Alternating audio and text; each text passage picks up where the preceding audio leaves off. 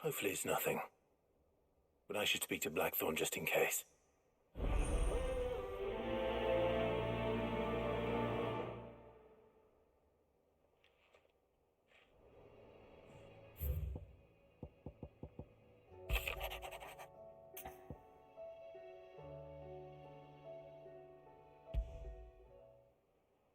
What could be wrong with Torgor? He seemed well enough when I last saw him.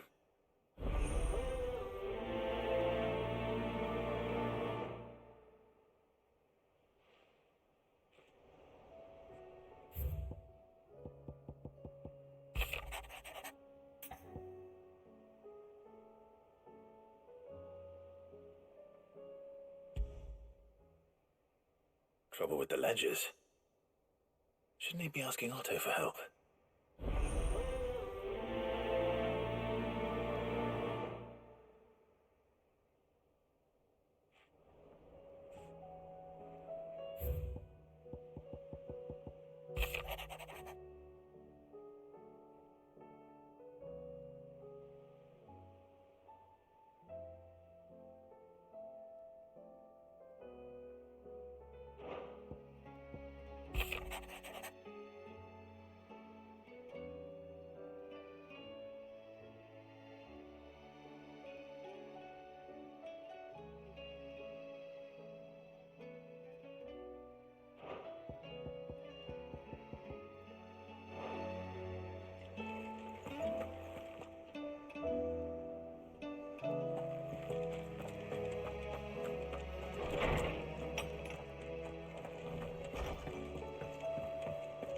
Did you see the pair that got hauled into town?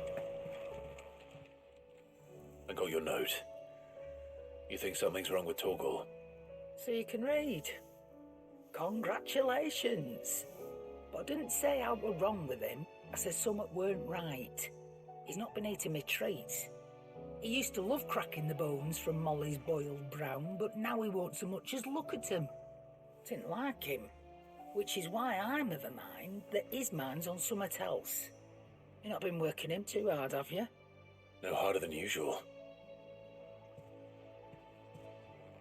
Is that it, boy? Do you need a rest? What was it you said he was? A frost wolf? That's what the lawsman seems to think. Then maybe this all has something to do with whatever it is that's woken inside him. I suppose things have been different since Rosalith. Perhaps Hippocrates knows something. Instead of everything, you mean? Perhaps.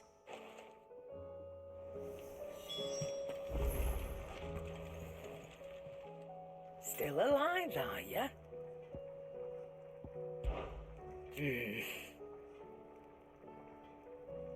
The whole realm's in chaos. But as the old saying goes,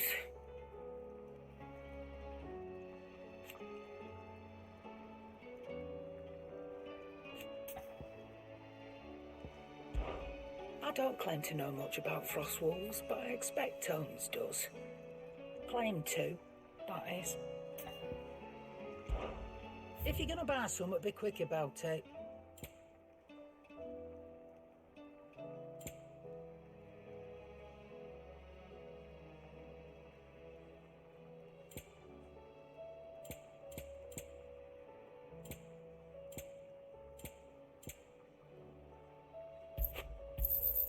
It'd better all be here.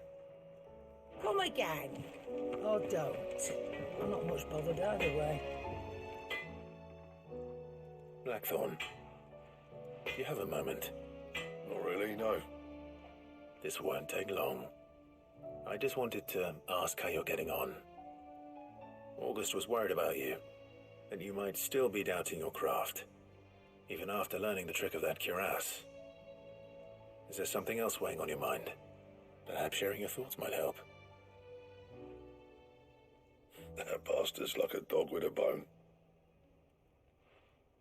Still, he's got a keen eye, I'll give him that. He's just, well, Karen showed me something. Something I've never seen before. And that was? A sword.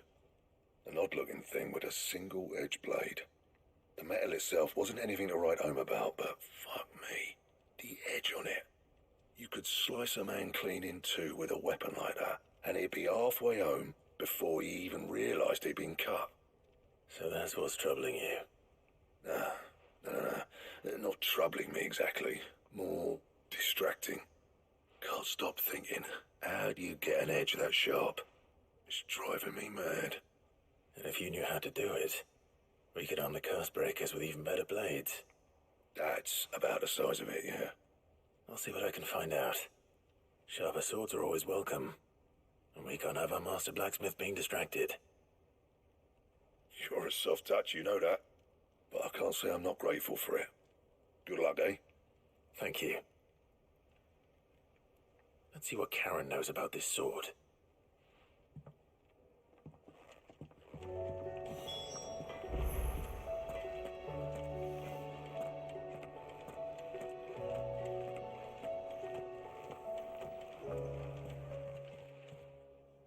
You're looking well, Karen. What do you want? Out with it. I want to know about the sword you showed Blackthorn. Single-edged and extremely sharp. Running around after him again, are you? I suppose I am, yes. But I need to help him find out how to work an edge like that. It's driving him to distraction. Little wonder, I suppose. There's not many like that make it as far as the twins, and those that do go straight into private collections. Which made it nice and easy finding a buyer. Can you tell me who bought it? Where is it now? You think I tell people who my clients are? Suppose you're not likely to go nicking him off me, are you now? Fine. If you stop mooning at me like that. Lord Ignac's the man you want. Dalmekian bloke. Collects weapons and the like. And he's got more money than sense, which is why he's one of my favourite clients. Reckon he'll still be at the inn in Dalamil, where I left him. Thank you, Karen. Oh, and he's a touch eccentric, if you take my meaning. I appreciate the warning.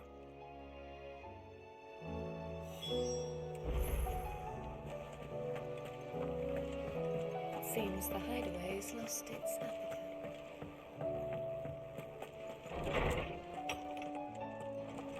Is a storm coming soon?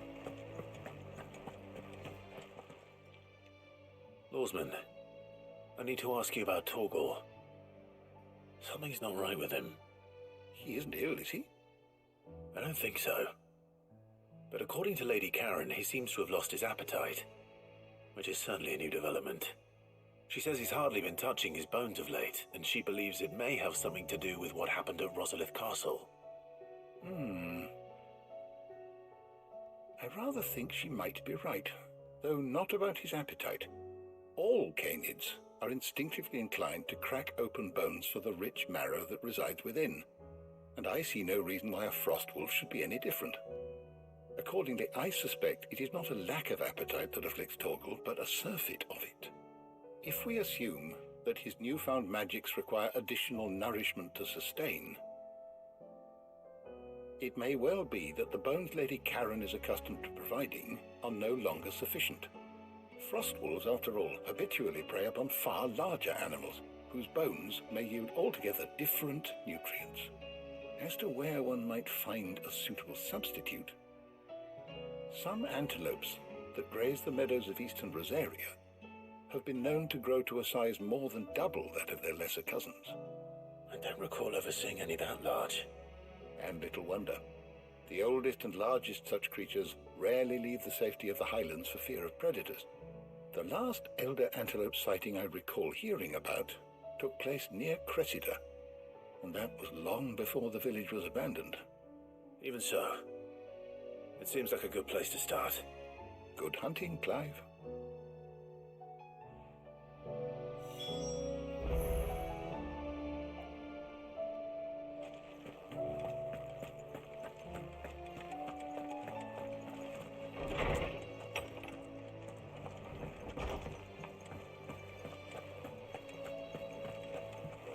Battle cries of dread one die, in ruin lies.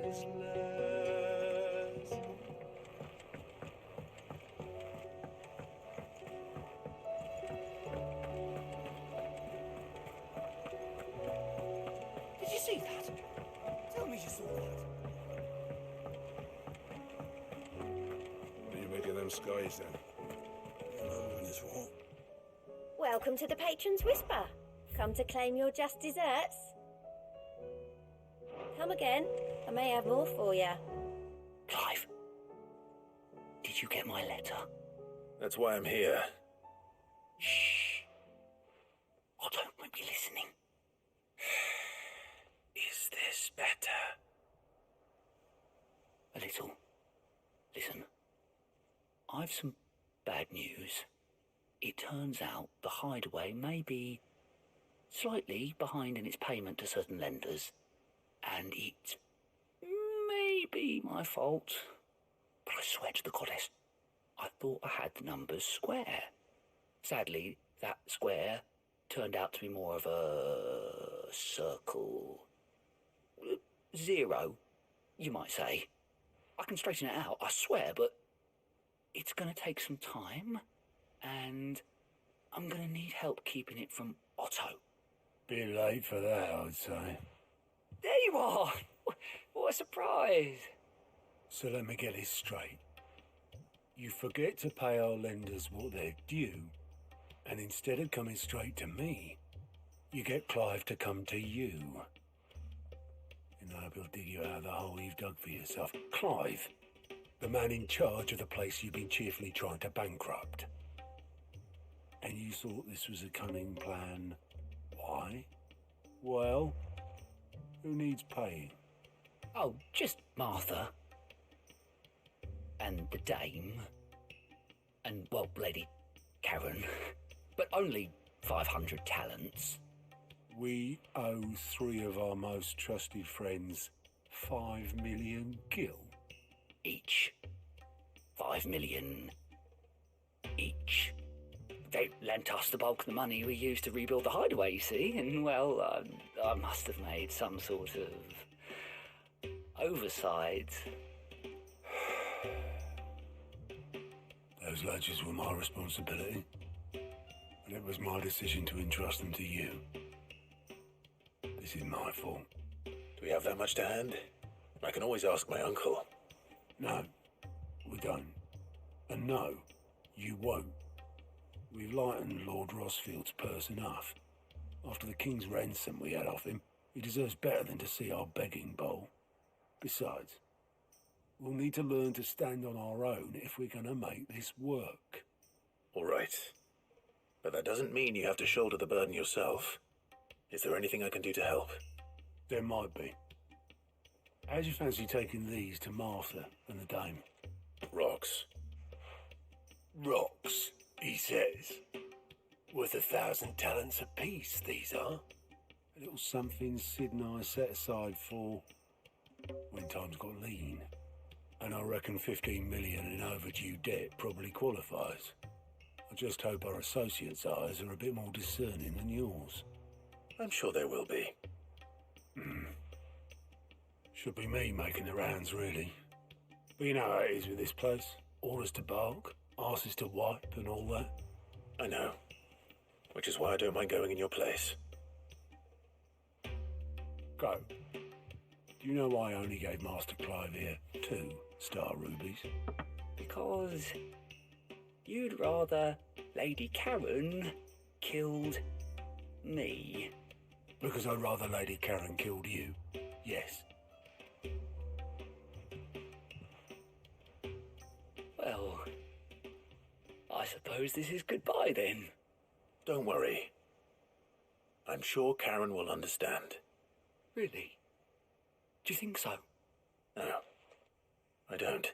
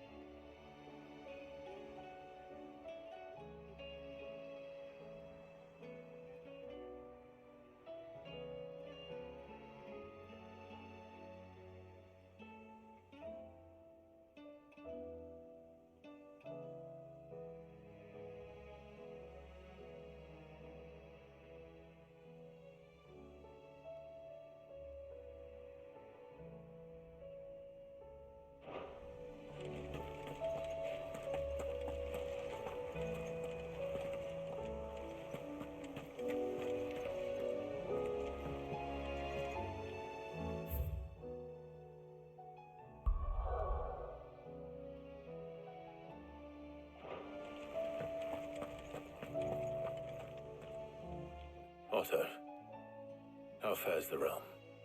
The realm? Oh, she's just fine. As long as you look past the fat storms out mother crystals and her skies are a roiling cesspit. And Gav? He's with your uncle in the Free Cities, helping Mid with her project. Sent an owl their way the moment the winds turned foul. Still waiting on a reply, though. Do you have any good news? Well, that depends on your definition of good. All right, fine. What do you suggest we do? Oh, no, I'm just a messenger. I'll leave the scheming to those more suited to the task. Could be that Lady Vivian and Old Tomes have their own thoughts on the current state of things. Could be that they don't. It certainly can't hurt to ask. I suppose not.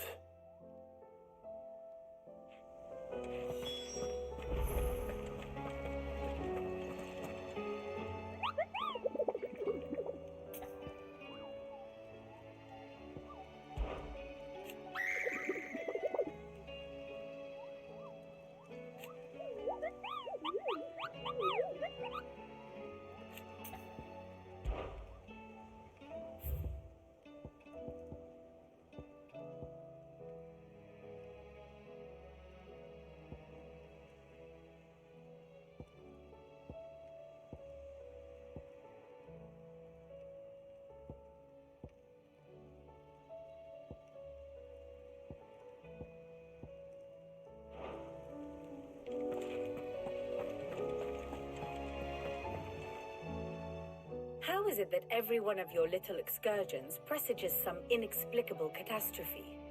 Not that you are to blame for the Dominion's fate. No one could have predicted the actions of the Crown Prince. I'm sorry I couldn't save your home. My countrymen are stronger than you think. A few toppled clock towers won't break their spirits. They'll be back on their feet in no time. I hope so.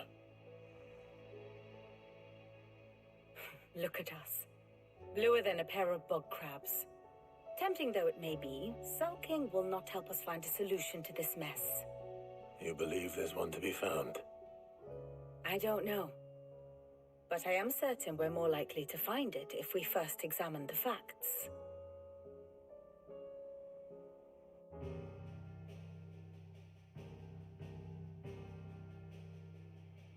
Beneath these darkened skies, fear and confusion reign over Valisthea. Oh, the lands around the fallen mother crystals had already begun to wilt for want of ether. But not like this. Crystals that filled wells and fueled furnaces, now nothing but pretty shards of rock. And those that hang from the people's necks cast nary a glimmer of light to keep the dark at bay. It is only a matter of time before the common folk convince themselves that the end of days is upon us. Yet I fear a swift end is more than we can hope for. While most of the world thirsts for ether, the remainder drowns in it, spawning Akashic in droves. And amidst the hordes of mindless beasts, with magics as like to fail as function, even the strongest nation would falter.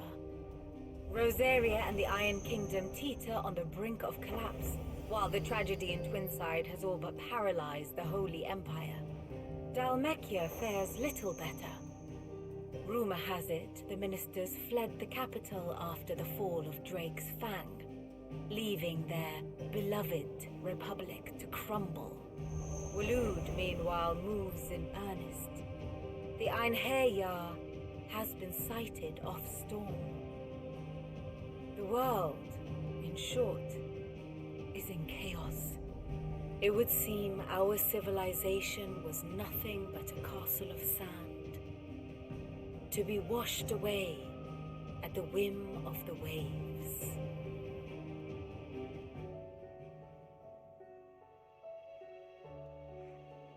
A castle of sand.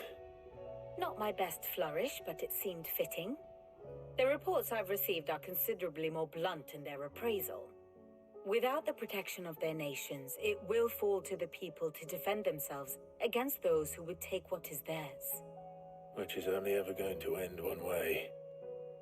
Defending a farmhouse against a band of chocobo thieves is one thing, but pitchforks and palisades will do little to stall an army's advance. Should the King of Waloed deign to invade, there would be none to stop him. None but us.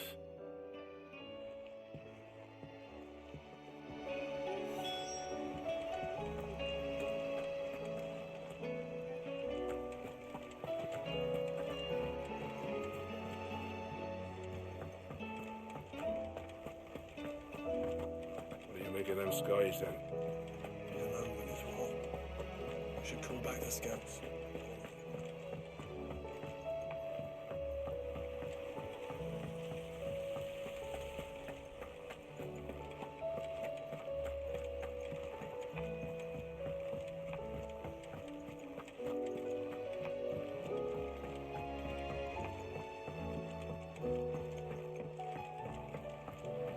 All this fuss over a few that's it then.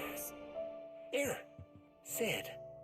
Reckon you might be just the man to help me out of a bit of bother, if you've a mind to. Let's hear it. Well, it's about this alembic the chief's got me making. Lovely bit of kit it is. Bung in a solution you want splitting, and it'll separate it out, just like that. Problem is, it won't always get rid of all the impurities. And with some of the stuff we need it for, that ain't good enough. Which is why I've been looking for something to filter the liquid we'll be cooking off.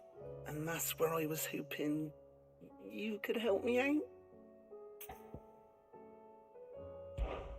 I imagine Ty could get some use out of this alembic too.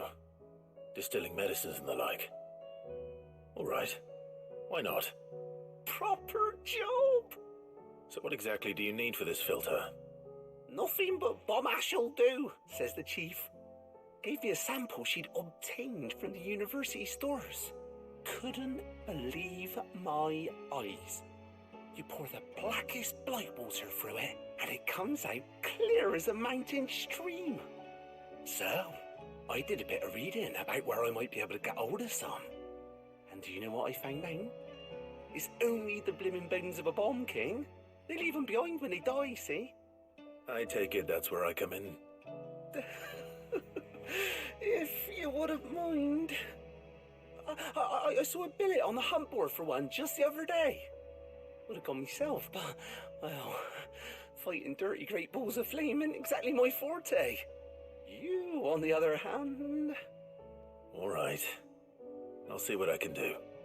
Thank you kindly. And a good hunting, eh?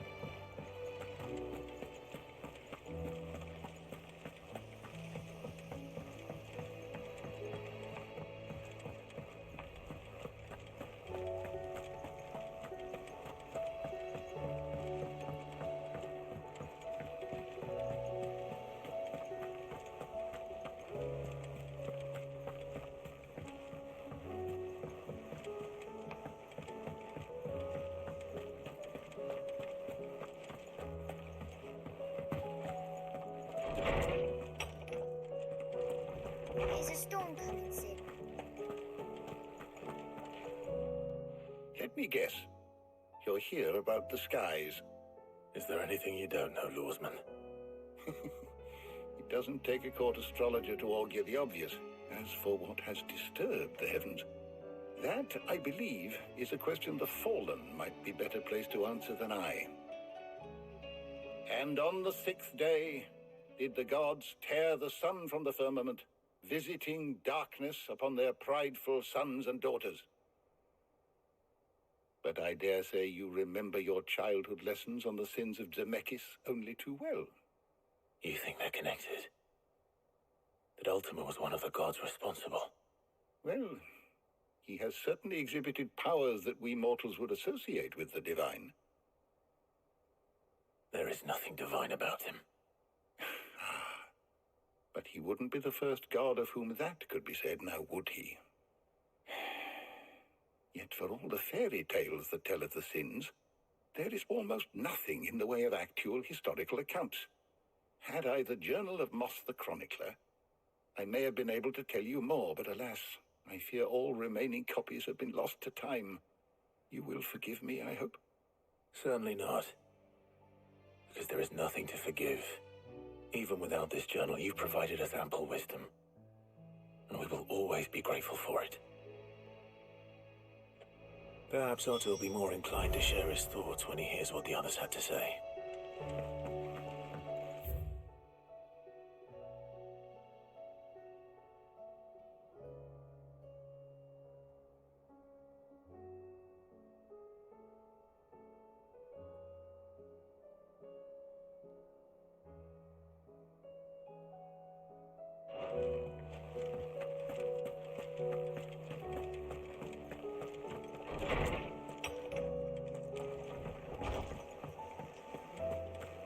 Seems the hideaways.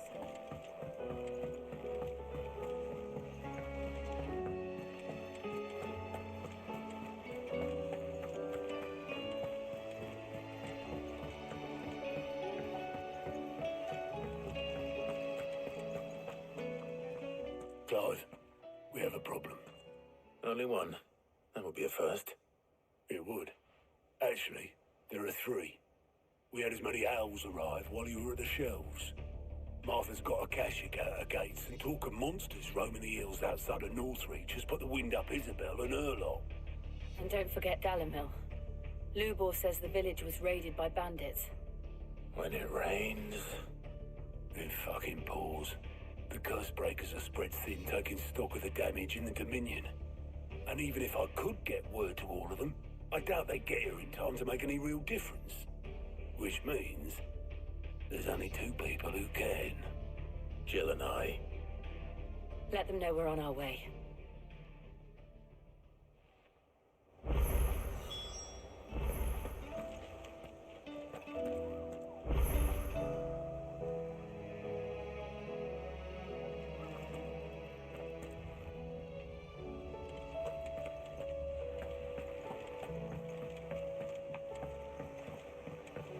Did you see that? Tell me you saw that.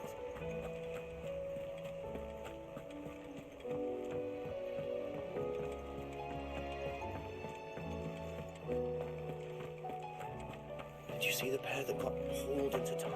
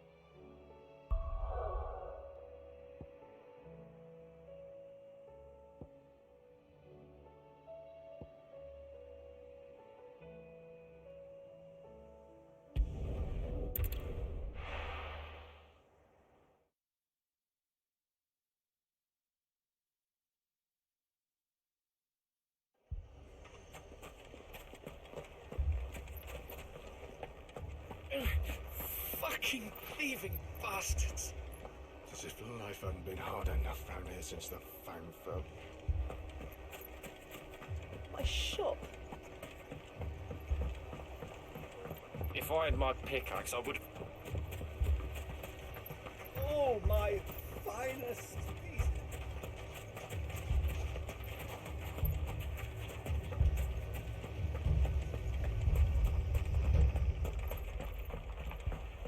Mummy, I'm scared. Oh, I'm ruined. Sid! Your new companion appears much more formidable than your uncle. Should I be worried? You haven't been introduced. Jill, Clive has told me much about you. All lies, I'm sure. Your Stolas said that Dalamil has a bandit problem. Indeed. Although you're a little late. They left with our food and guild days ago. Any idea where they went? The desert's a big place. Your guess is as good as mine. But the fact is, I have more immediate concerns. What did you say to me? What did you say? As if by magic. Let's just say we've yet to reach a consensus about how to solve Dalimil's little problem. And at this rate, it won't be the actions of the bandits which prove to be our undoing. It will be our own.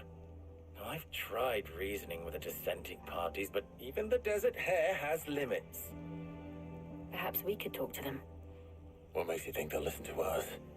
What makes you think they won't? She makes a fair point, Sid. And you won't have wasted much of your precious time if you fail. They're just across the courtyard.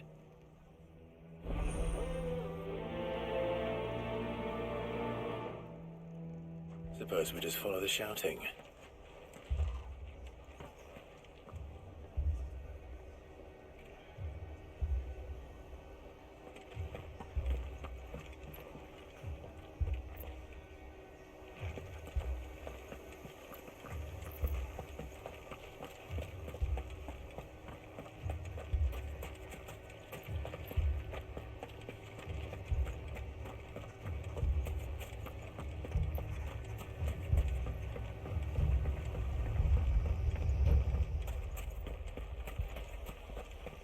Oh, my finest piece.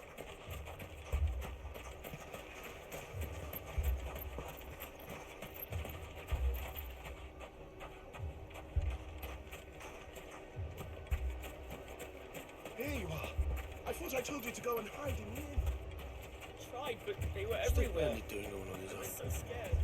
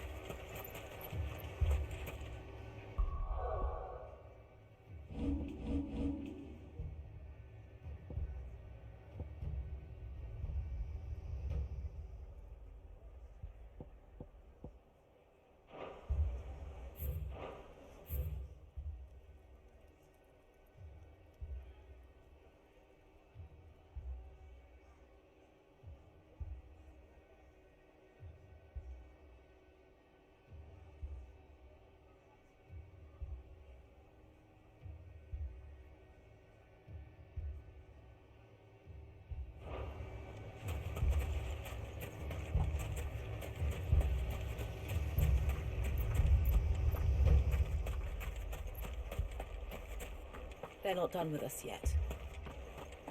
They'll be back for more. Fuck! Should we leave?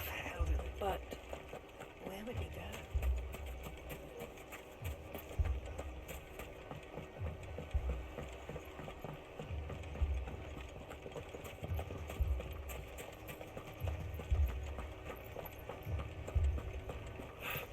They're both as stubborn as the lover's pox and every bit as irritating.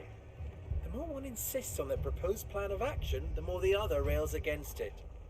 Oh, they've successfully split the town asunder just when we should be standing as one.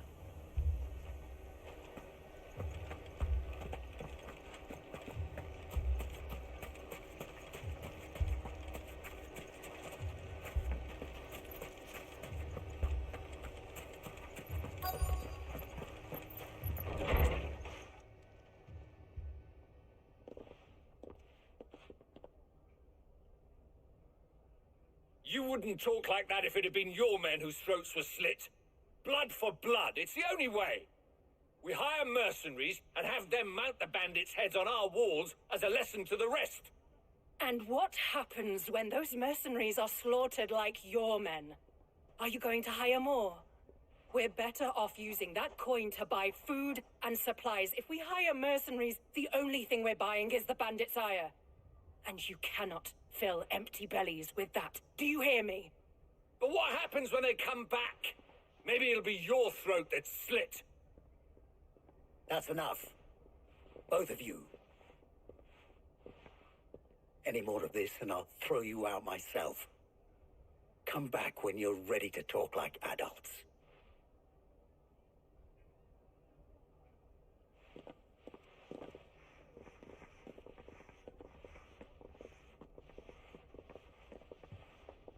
Victor. What's he doing here?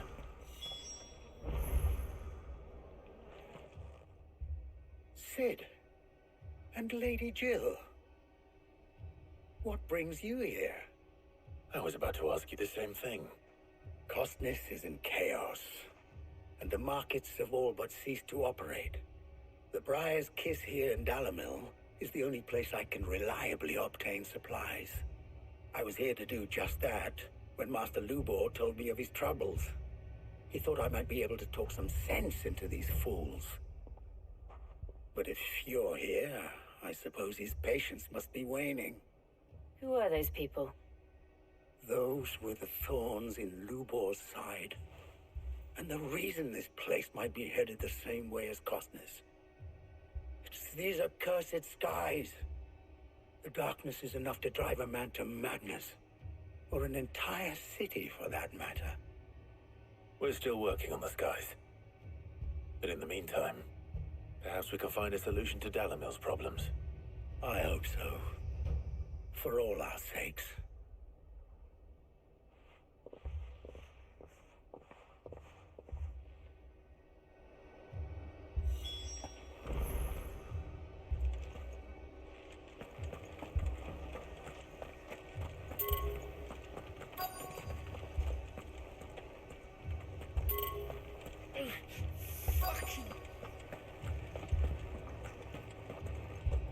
Haven't we had enough fighting? People take notice of wealthy men. Shouldn't be too hard to try. My reputation will be ruined! Ruined! Calm yourself, Lord Ignac, I beg of you, before you do yourself a mischief. Pardon the intrusion, but... Out! Get out! I paid for these rooms so I wouldn't be disturbed. Leave me be! Please, allow me to apologize. His lordship is going through a difficult time, and he's never been fond of guests arriving unannounced. Radim! Get rid of the filthy oaf this instant! Very good, Lord Ignac. Would you mind stepping outside for a moment?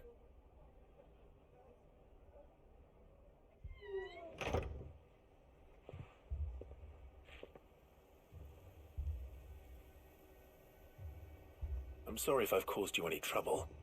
That? Oh, no. That's just how his lordship is. Though the morning's events have left him somewhat fractious. He has been dispossessed of his luggage, you see. The thieves also made away with a considerable amount of coin. Coin the innkeeper will soon be keen to collect. I don't suppose a certain blade was among the stolen items. A single-edged sword.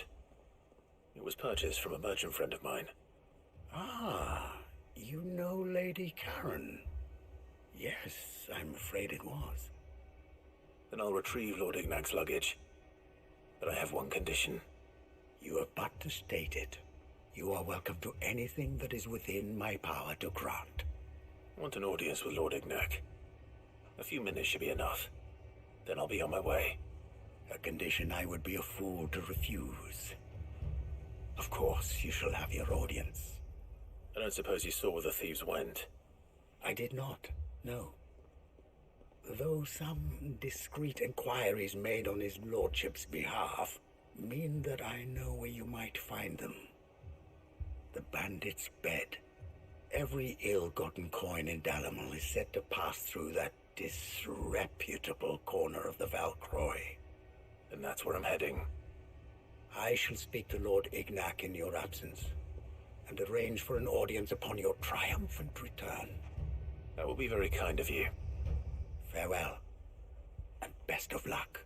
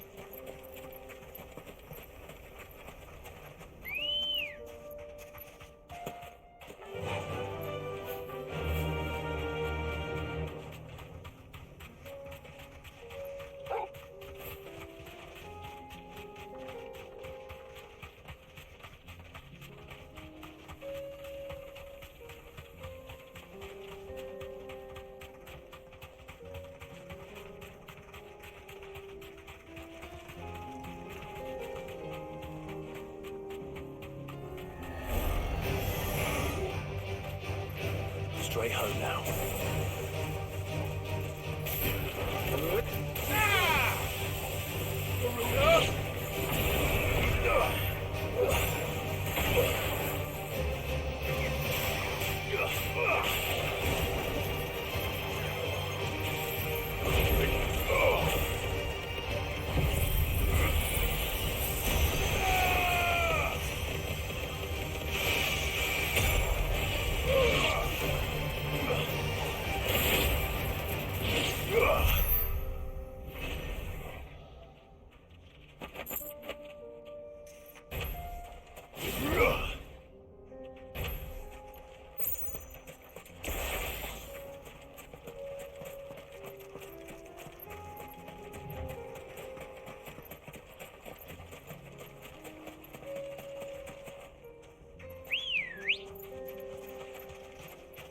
Ready, go? Faster!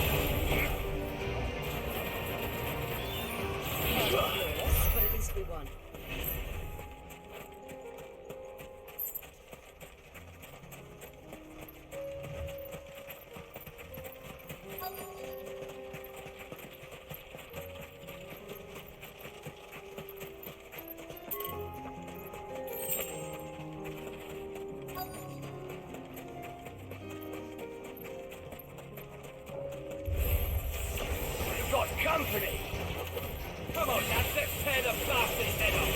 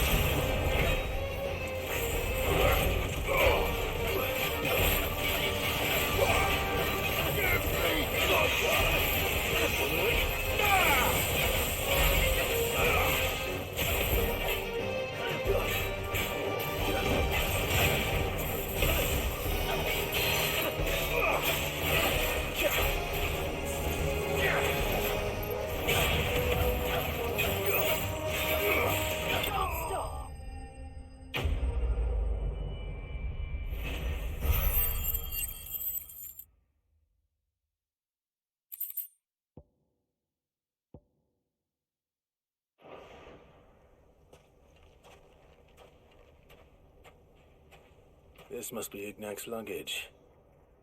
Nothing seems to be damaged. All right. Let's get it back to Dalimil.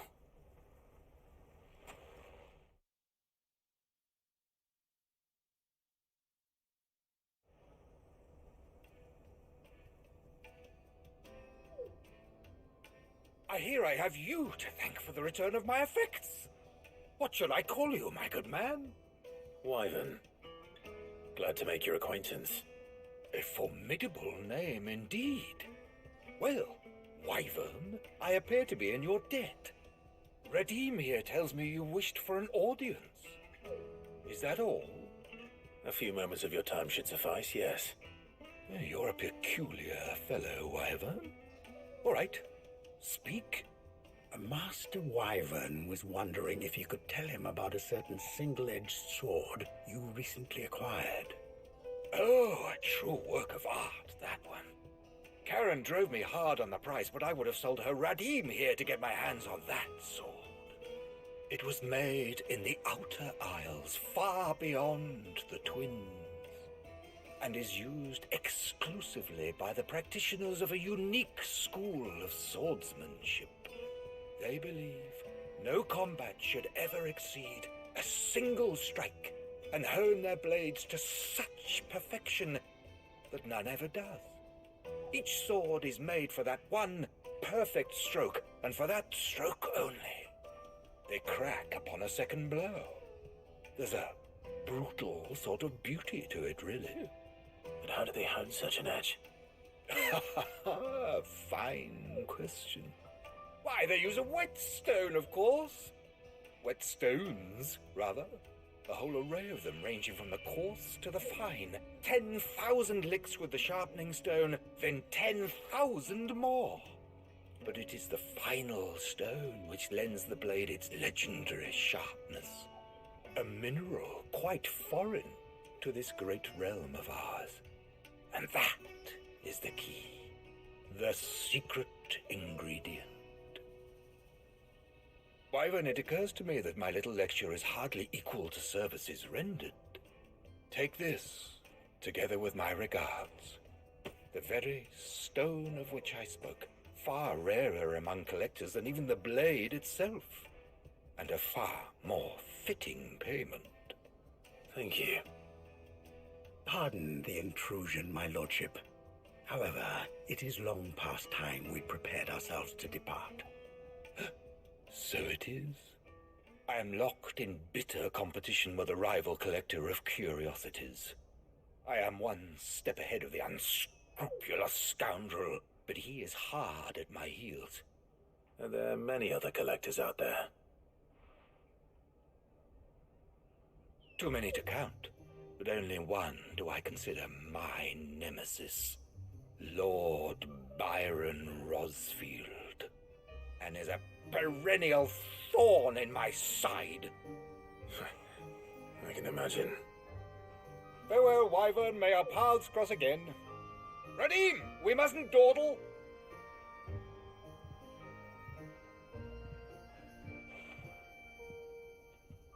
I think his lordship is rather taken with you, Master Wyvern. Thank you again for your assistance. Coming, my lordship. I'll be right there.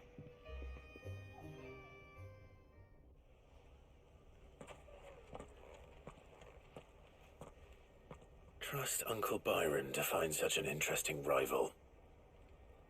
Now, let's see what Blackthorn makes of this whetstone, shall we?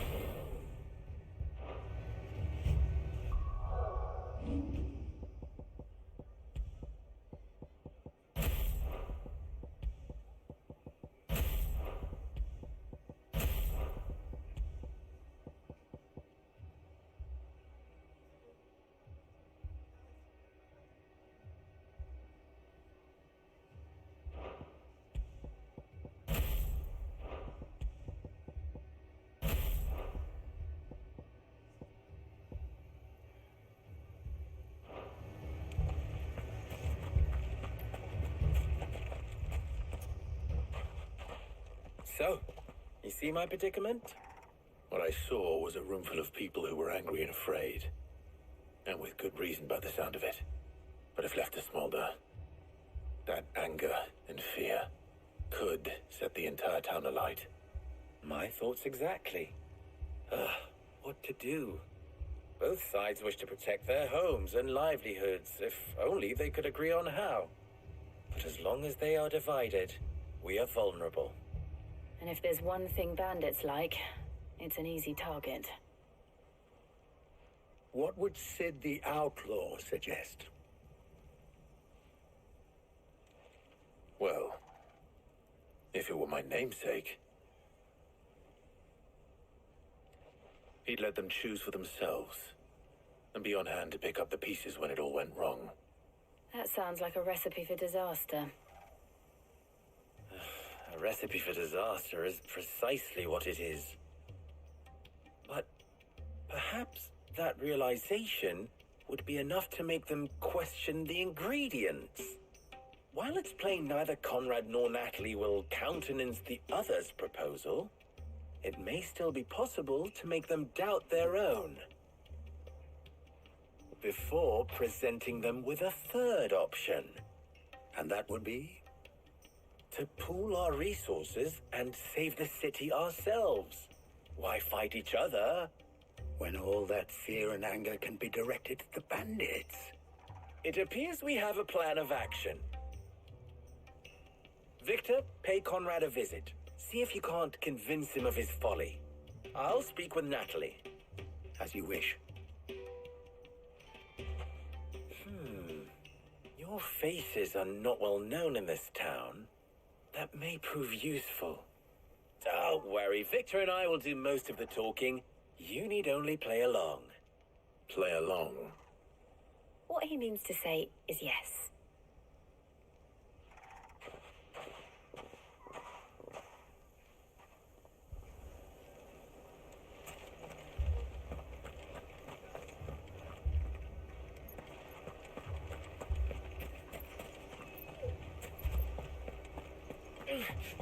Fucking thieving bastard.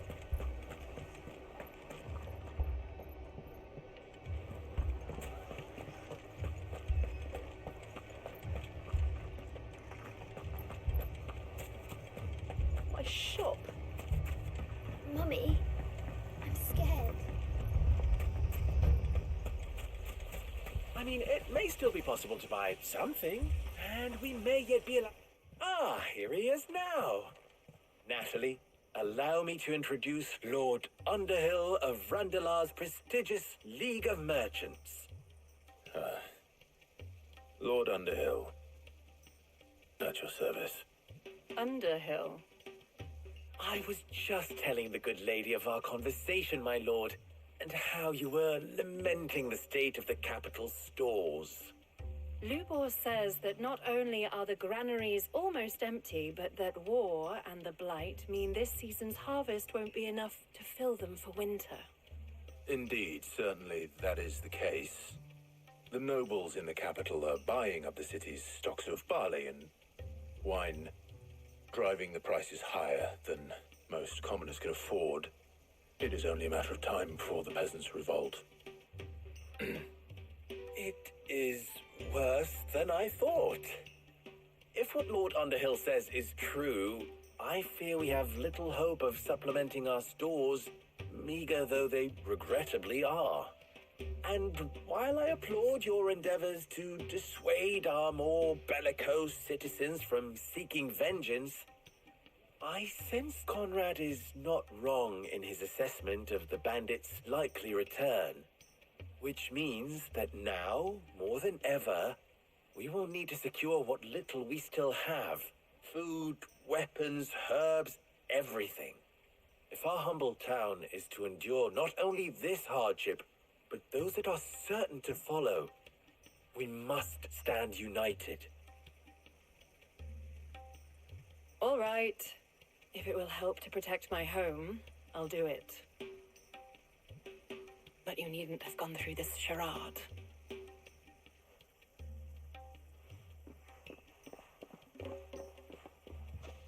Thank you, Clive. Your performance was nothing if not workmanlike. She saw right through it. I didn't say it was good, merely that it produced the desired effect. Now, my scouts should be returning shortly. Meet me back at the Briar's Kiss, and we shall see what we face.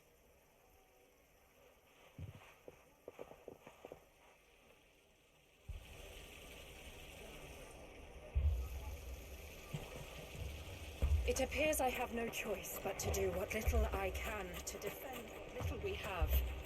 But I would not see any unnecessary.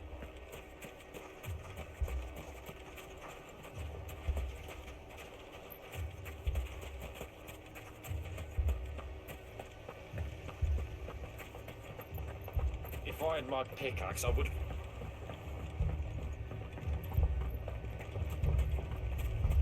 Oh, fucking thieving bastard.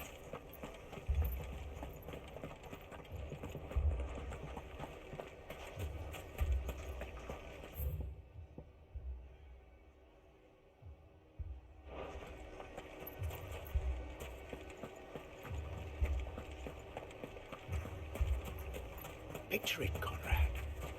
Your own city guard. With you as captain. Me?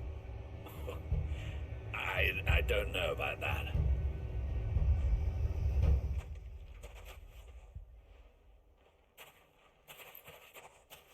Ah, here she is. The Lady of the Spear herself.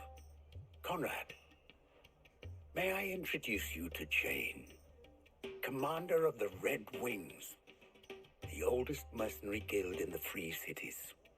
A pleasure, my lady. The pleasure is all mine.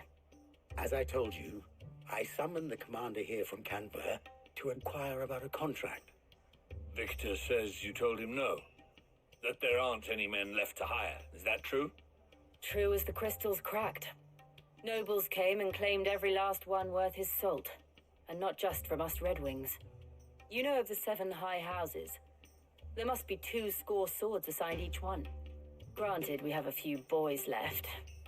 If it's boys you're looking for.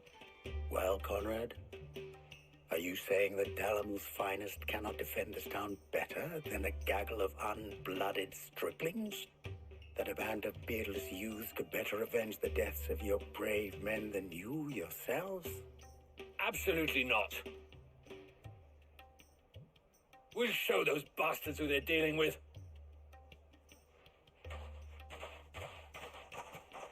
I can't believe that actually worked. Conrad's not what you called the brightest candle in the crypt. And there's a reason why I had you do the talking and not Sid. Well played, my lady.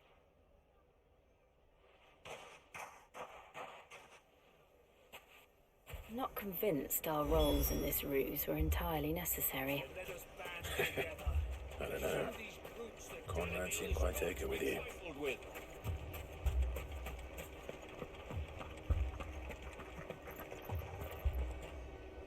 Good news, Sid. Both Conrad and Natalie have somewhat gracefully accepted their new roles. With time, they may even learn to.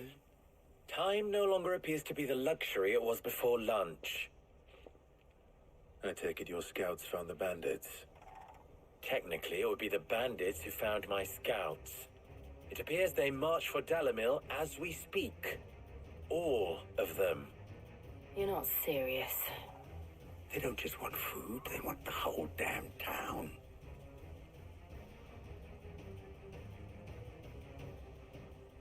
I have a favor to ask. I'm told the bandits march in 2 groups, one from the south and one from the desert, in a move doubtless intended to stretch our already gossamer-thin defenses. Very well. Jill and I will meet those from the desert. But what of the rest? The rest, my friend, the city shall fight. Together. The stakes I concede are high. But if this does not unite Dalamil, nothing will. That is a lot of faith to put into those who had their hands around each other's throats but a moment ago. Then it will be for us to see that their hands are kept occupied. And I do mean us. I thought you might say that. We'll hold them off for as long as we can. And we will do the same.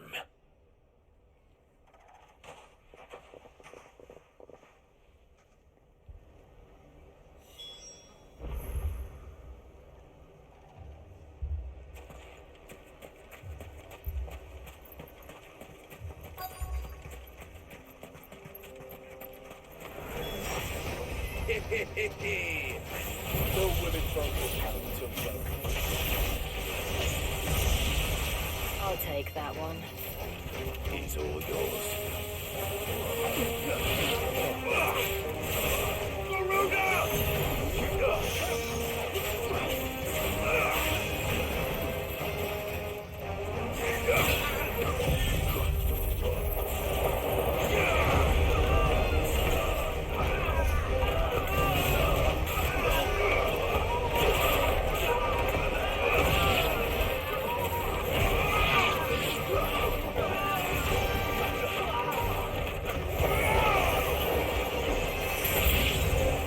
They mean to overwhelm us.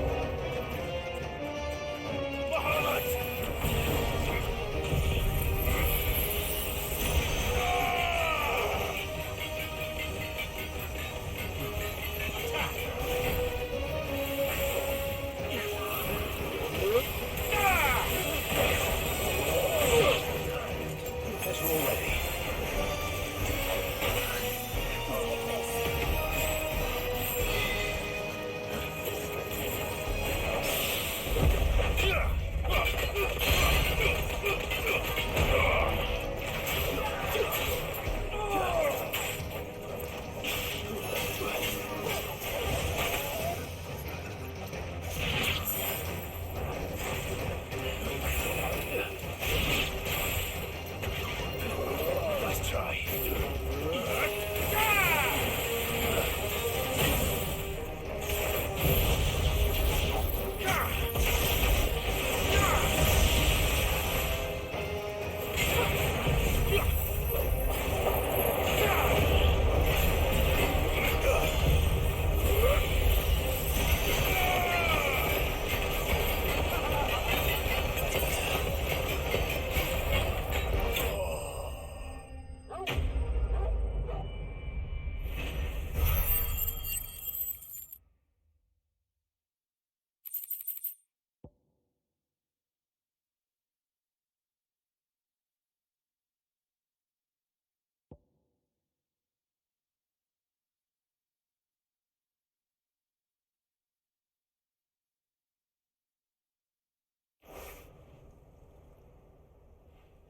The townspeople.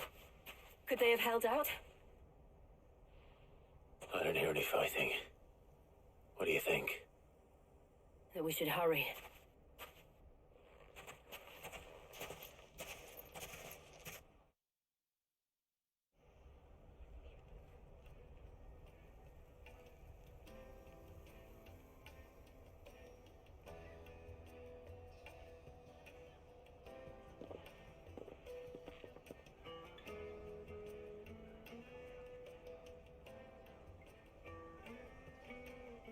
Natalie, I owe you an apology. You did well out there. The inn would have been lost had you not held the line. Without you, there would have been no line to hold. You saved us, Conrad. You saved Dalimil. We all saved Dalimil.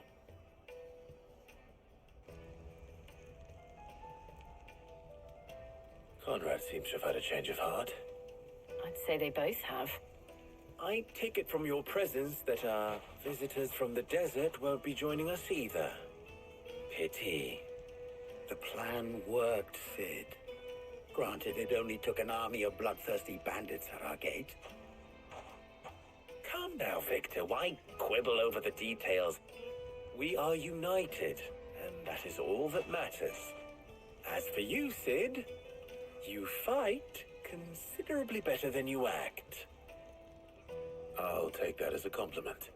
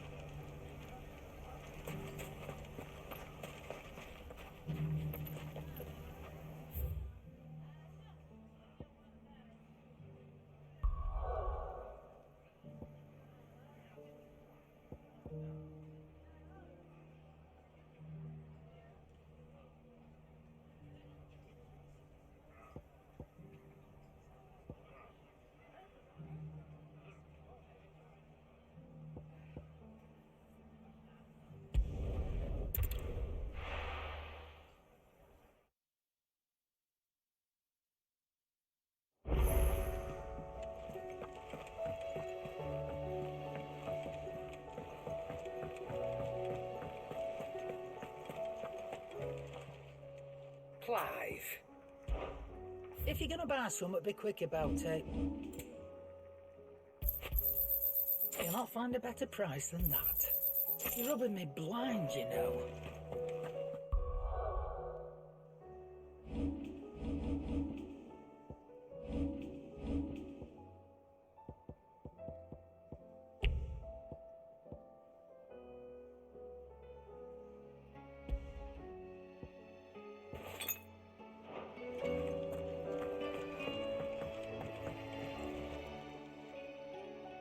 Sorry for the wait, but hopefully you'll agree it was worth it.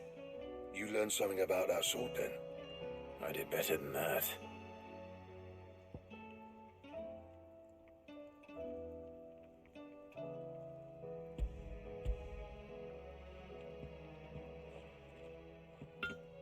Hey, a whetstone? Yes, but not one you'll find anywhere in Valisthea.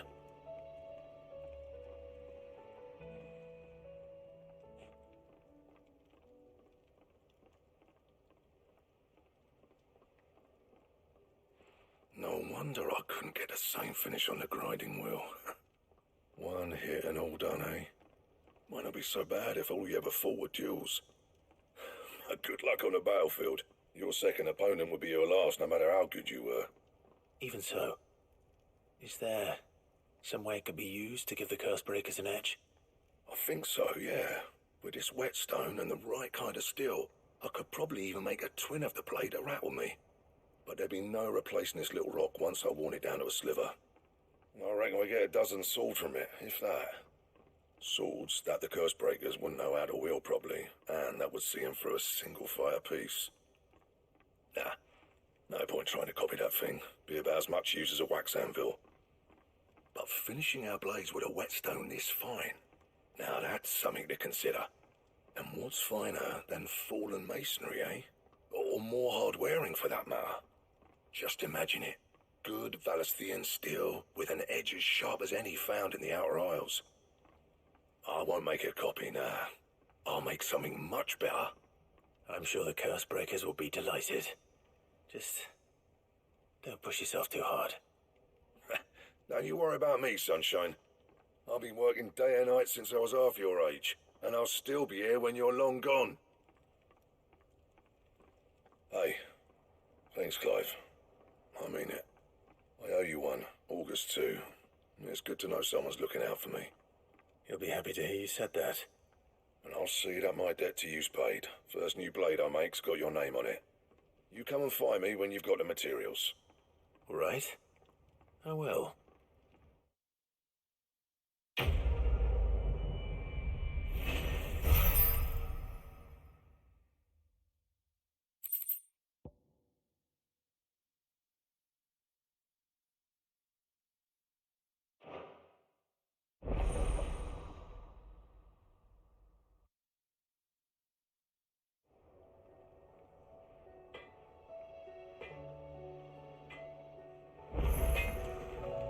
Trouble with your gear, or fretting about disguise? Unless that is. So, what'll it be?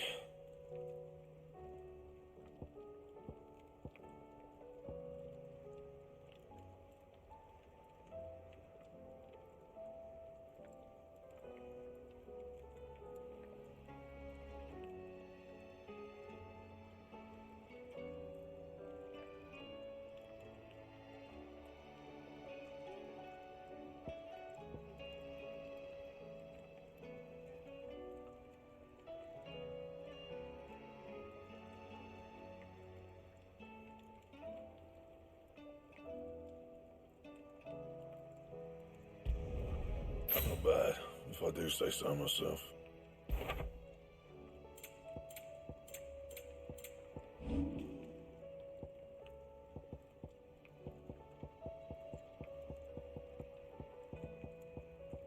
That it? Fine.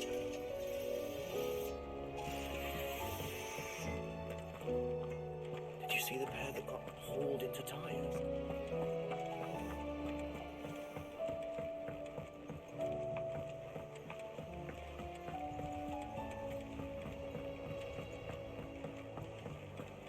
see that?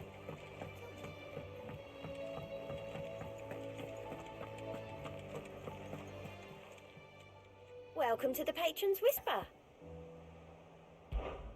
Your benefactors are a generous lot.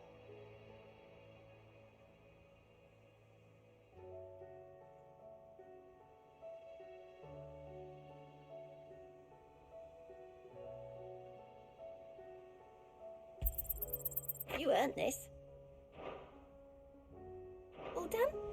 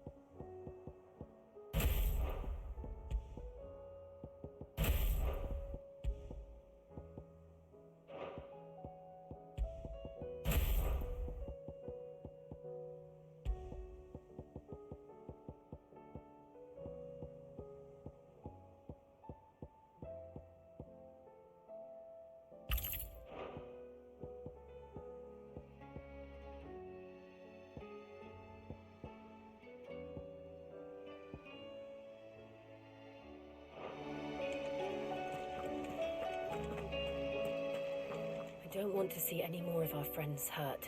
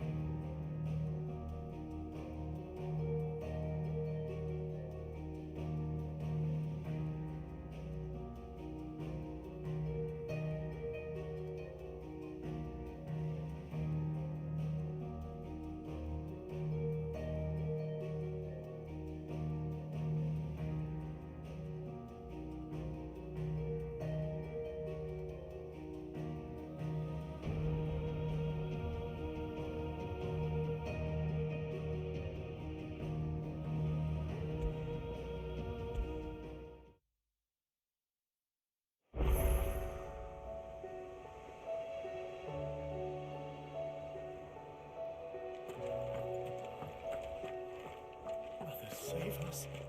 Might be hard now there's only one.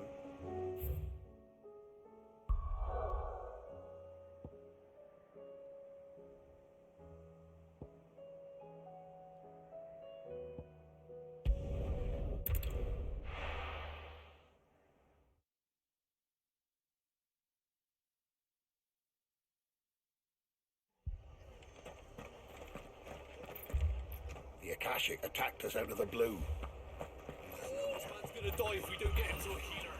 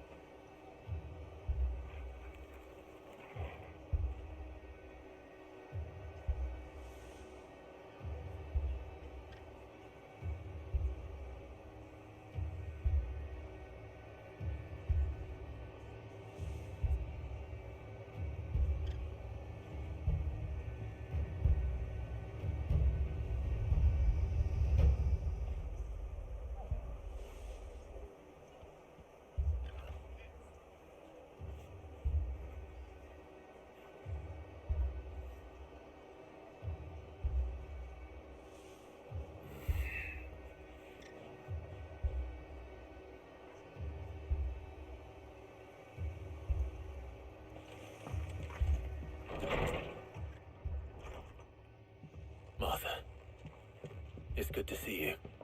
And you, Clive. Jill? Otto said you'd been attacked by Akashic. What exactly happened here? Those skies are what happened. Not long after they fell dark, we had our first visit. There were hundreds of them. Tried to storm the hill. Only a handful made it up here, but that was more than enough. The rest are still down there now. And while we have a few willing fighters holding them back, they're sorely outnumbered. What do you think, Clive? That we join the fight? I thought you'd never offer. Now, where I need you is the Fallen Gate. That's where the fighting is fiercest. Let the men know you come to help.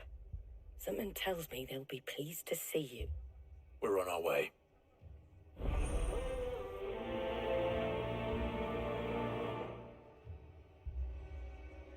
Do you think there are as many as Martha says? More. I can't take much more of this.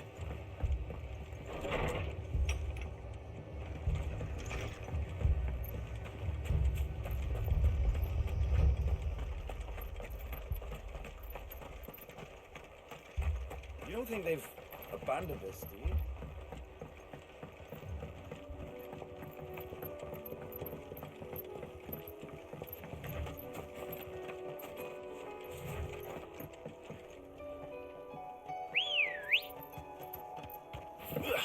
Good girl.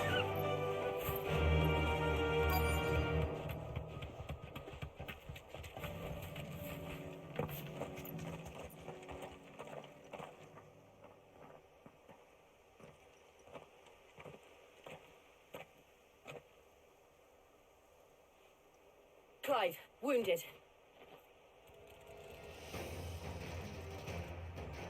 We deal with the Akashic first.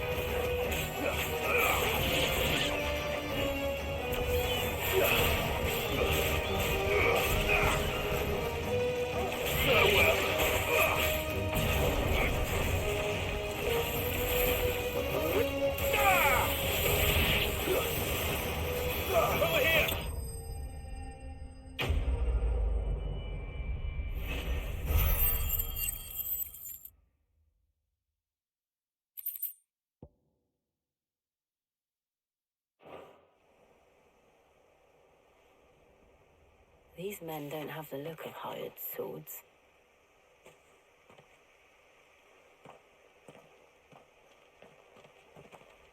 If you've come to rob this place, You are mistaken, my Lord Rosfield. We're here by Madame Martha's leave. how do you know my name? Forgive me, my lord. There wasn't time for introductions. We're with the Guardians of the Flame. Wade's men? But how did you come to be here? Where is your commander? Sir Wade left earlier with a scouting party to find out where the Akashic were coming from. Did he? Take your wounded back to the inn. Martha will see you're looked after. We'll join you anon.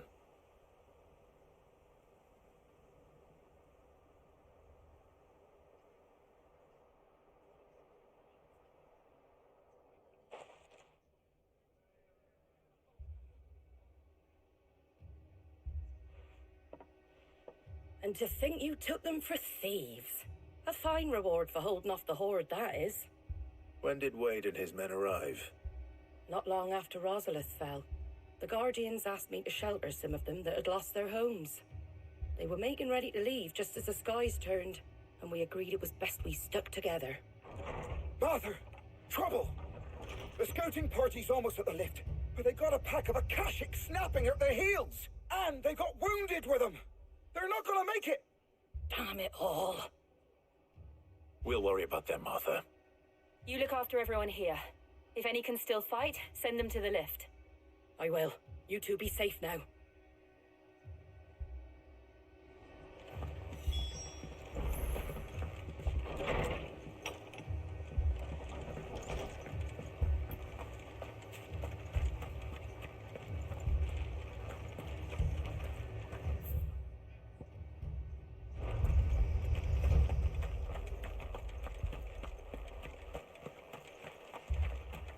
My brothers.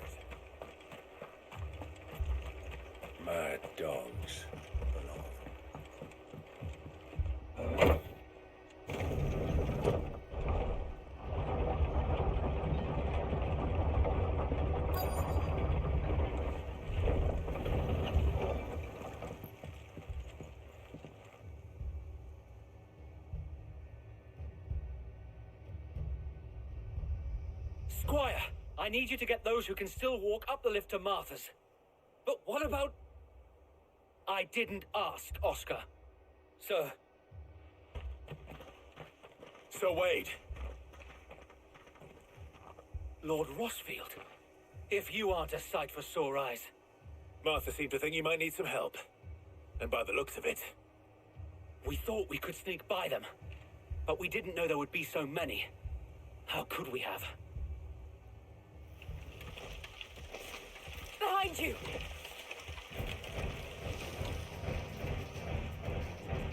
Damn it! We need to get the injured to safety. Do you think we can hold them off? We can certainly try. Are you with us, Sir Wade? Always. Then let's do our duty.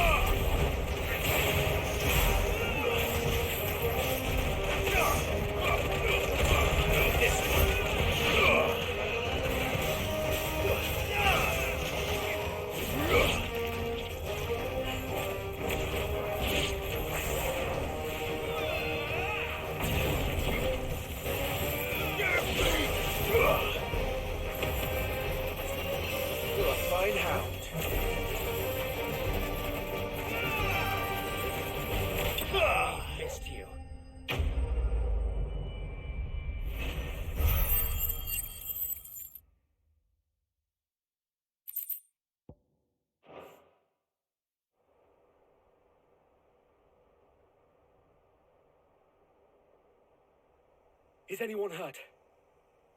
I don't think so. And yet again, you've pulled me from the flames. It's just a pity I keep walking into them. You've never been one to shy away from danger, Sir Wade. Like any shield worthy of the name. I see you're all in one piece. Martha! Is something wrong? The lookout saw smoke coming from down Eastpool way. Too thick to be a hearth. A second horde. Feel like finishing the job. Always. Jill and I will make for Eastpool. You'll need to move the injured without us. Don't you worry about them. The moment my men are safe, I'll follow. Good luck.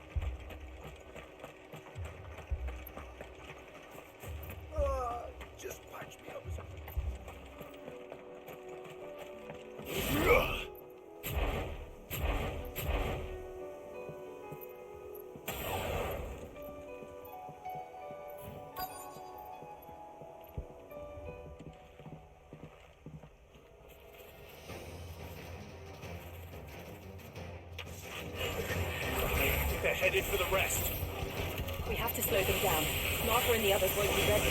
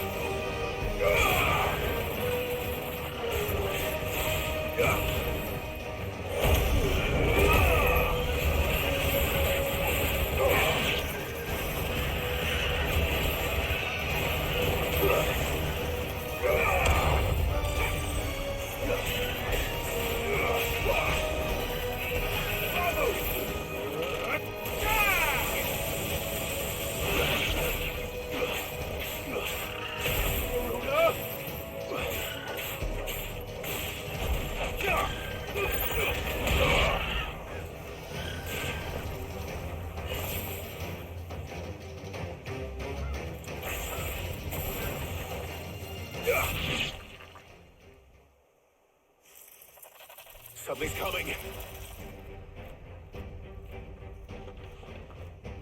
Apologies, my lord.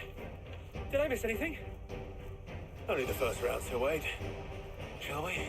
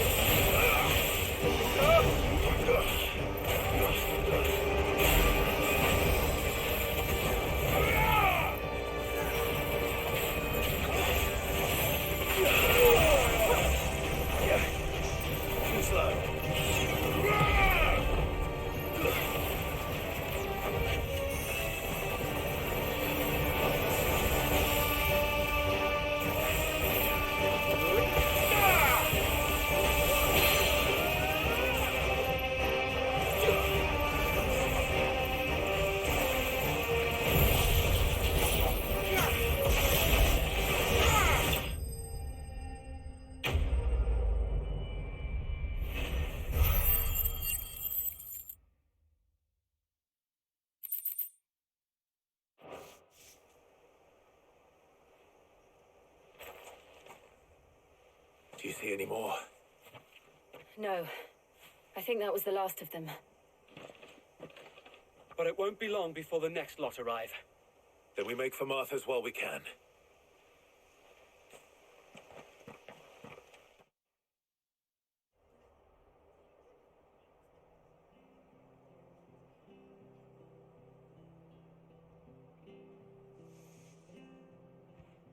What did you find out there? The same as Sir Wade.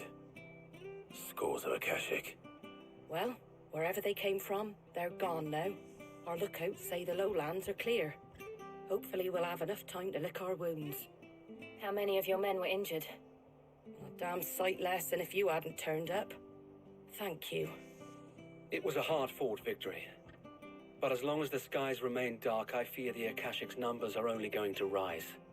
It's not a matter of if the Horde will be back, but when.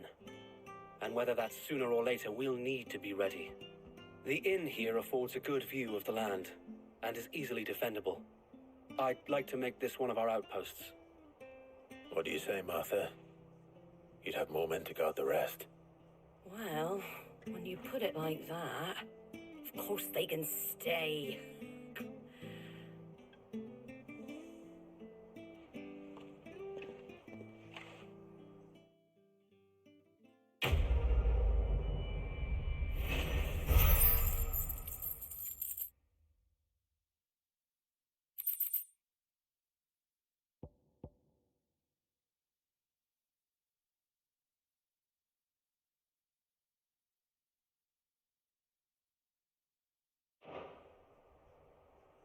My lord, there's someone I'd like you to meet. Oscar, over here.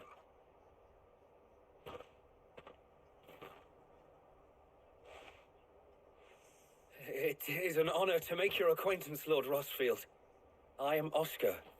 Oscar of House Murdoch. Murdoch? I wasn't aware the Lord Commander had children. Oh, he didn't. But his brother, my father, did. I am Sir Rodney's nephew. Well, go on then. It's not for me to ask him. Yes, Sir Wade.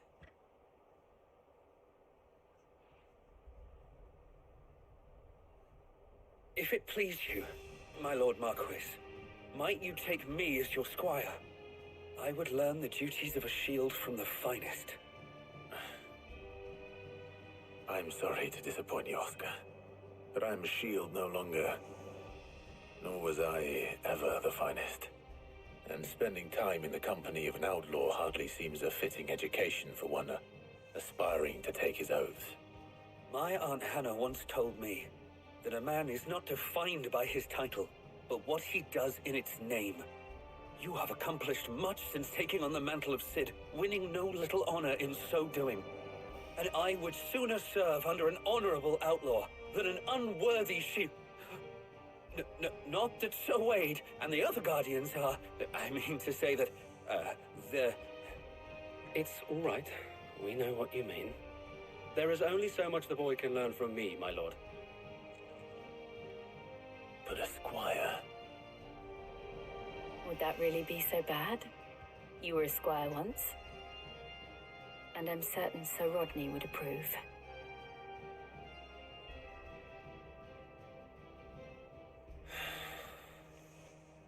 Know that I'll show you as much leniency as your uncle showed me. I would not have it any other way.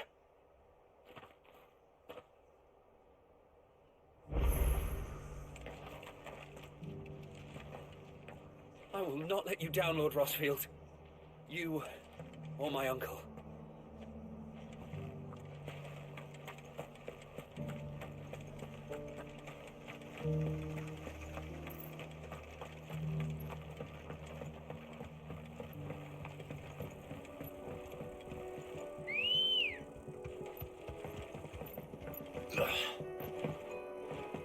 Come on.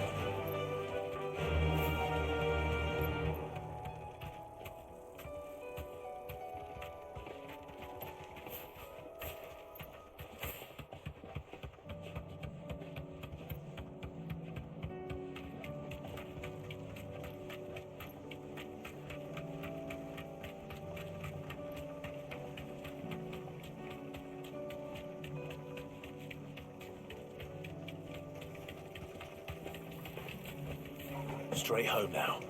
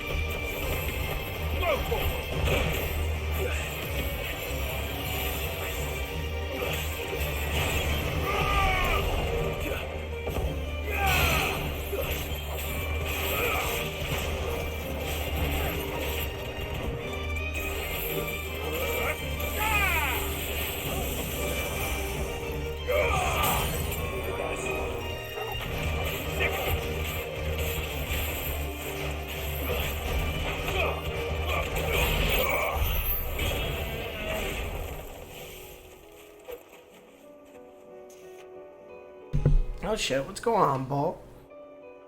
What? So in the hot tub, you dog. I'm a dog. Well, no, Paul's a dog. He's getting in the hot tub. Friggin' Paul. That's a big dog. I mean, I probably am signing off in the next, like, 20, 30 minutes. Because, you know, my wife be getting up for work. And I usually hang out with her for, like, 20, 30 minutes. And, like, make some coffee and come back. I like coffee. Sure you do. Hey. Can I have coffee? Can I have coffee? Yeah, you know, I'm getting it. I'll catch you out. Can I have coffee? Pop back in. I do have to... Hey, somewhat decent time. Yeah, you know, I'm trying to get it. One thing is great, I didn't even have that, like, super... But I even, like, noticed till after I got Bahamut and I was reworking the stuff, I didn't realize you could, like, put, like... You know, different icon stuff on, like, different icon stances. Like, I'm just kind of experimenting with that. I don't know. It's got, like, way too many options. I don't even know what I want to do with it. Simmer down, kiddo. Simmer down. Yeah.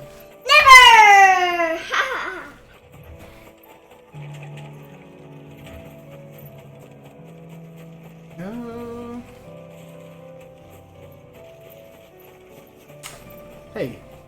How am I supposed to get over there? I think I took the wrong way. I don't know about this Mega Flare. This is pretty cool, though.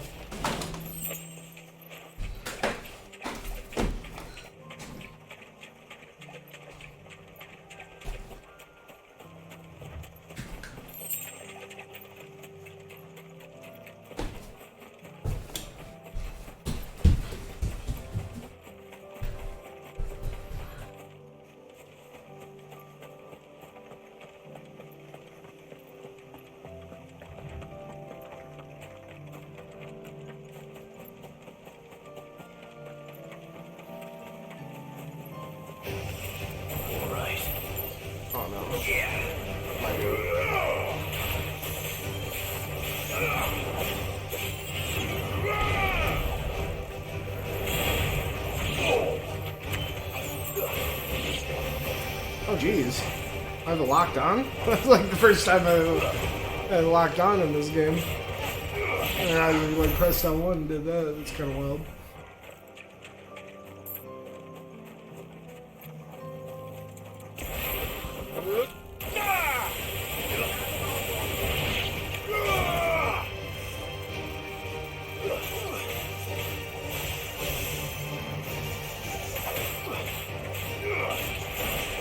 Yeah, one thing though, I'm not too sure, like, god, Bahamut's so cool, but... I don't know. Not really sure how I'm feeling too much about his ultimate move or whatever. The beam, I mean, it does seem super strong. Honestly, it seems like this thing will tear through bosses. But,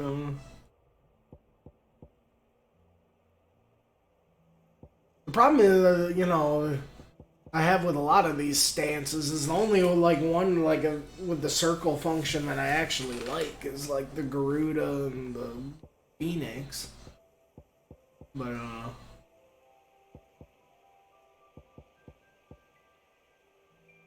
yeah, I don't know about the set. Willow-Ikes is really good, but I think it's kind of overkill having the Willow-Ikes and satellite.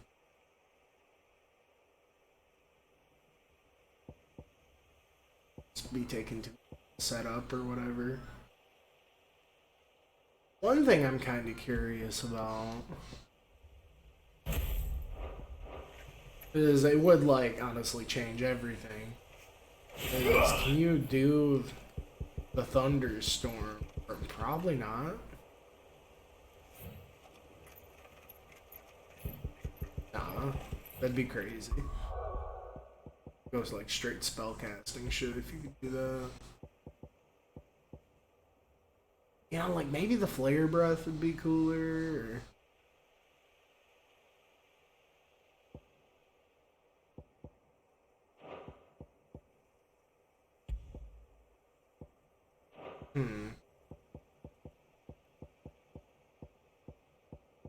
Since I realized I can like straight up mix and match, I don't know. I'm just getting like super analysis paralysis with the respec and shit.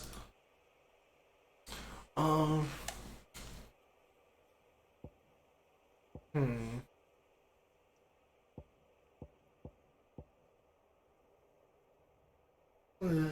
do kind of like the whole not having two ultimate thing. I don't know.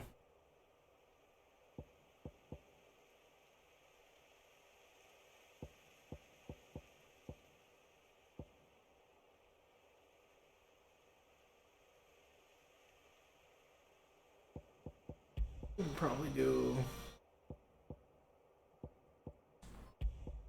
Thunderstorm. Just confused. Raging Fizz, there, get rid of the satellite.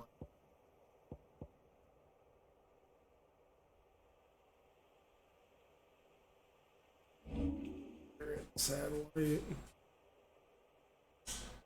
Let's go, especially if you want to sit back and really use that one mode. I'm sure that, you know, be the strat, but honestly, I really don't feel like going in that mode too much.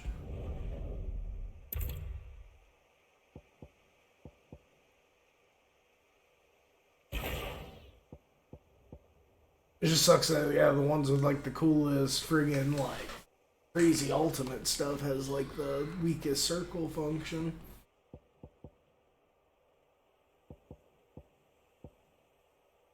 Definitely gonna have Thunderstorm. In that. Judge.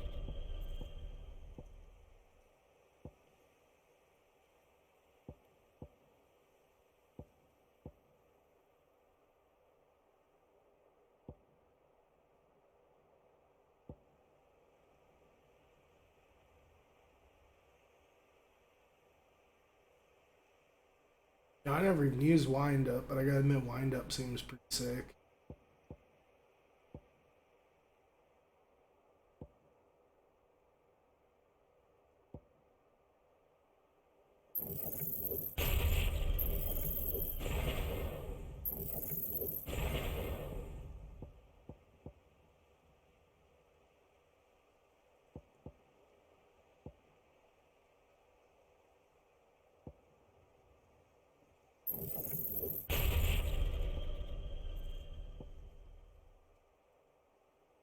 You know, I think that is a thing.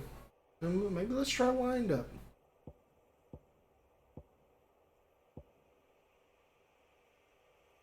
I'm just feeling a little off now that I've like traded all my up close things for like not enough up close things.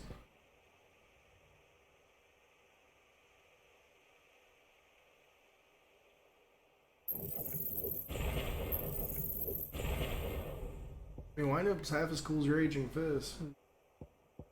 This is just straight up like Star Platinum stand shit though. Probably why I like it. Which is cool.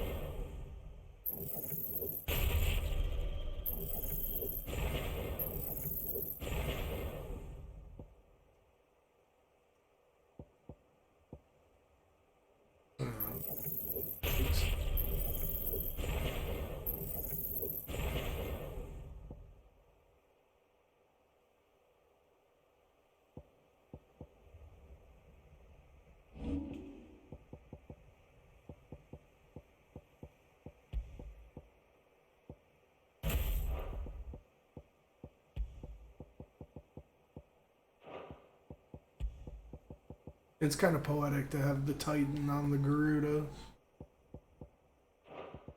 You know, those characters are so intertwined or whatever.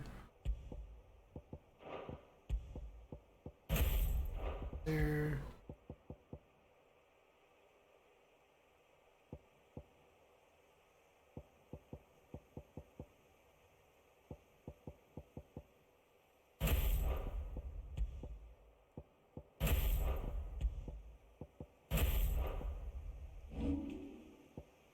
something like that.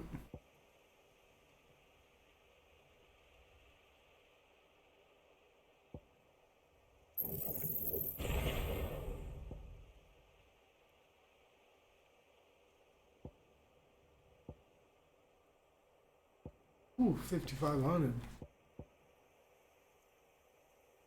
Imagine upgrading makes them stronger or whatever.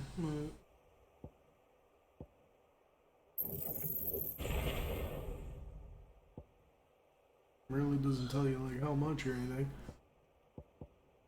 It's the stars or something.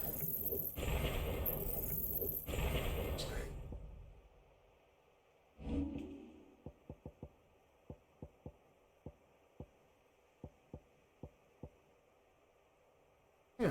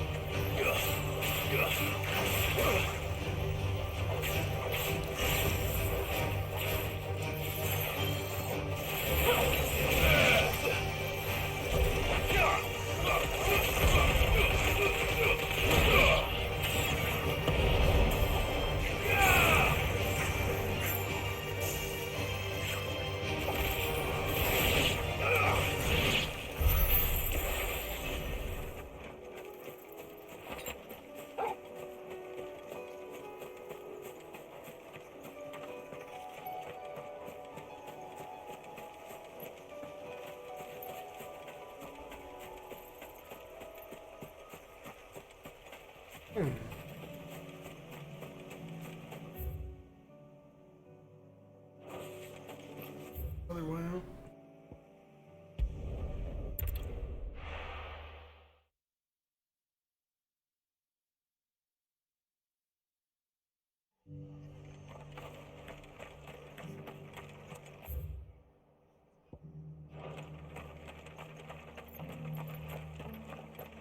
And some of your numbers serve to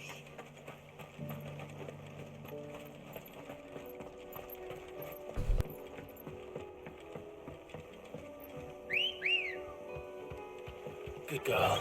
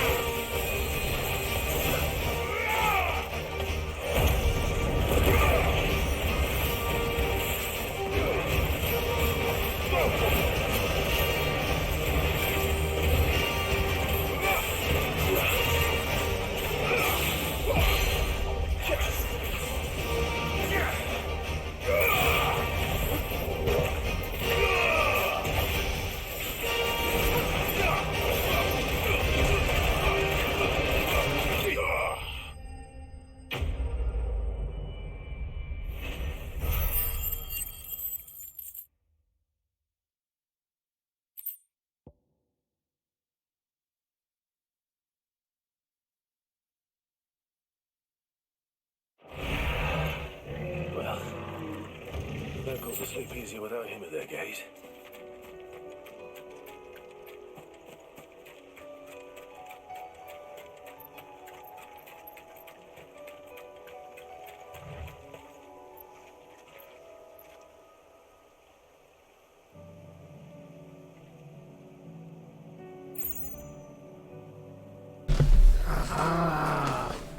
That's what I'm missing. Just friggin' I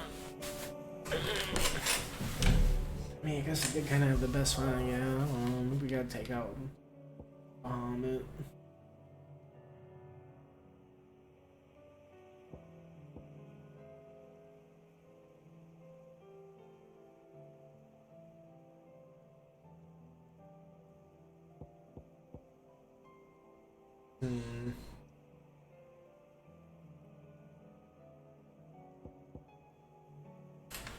Yeah, no, that's what I'm missing is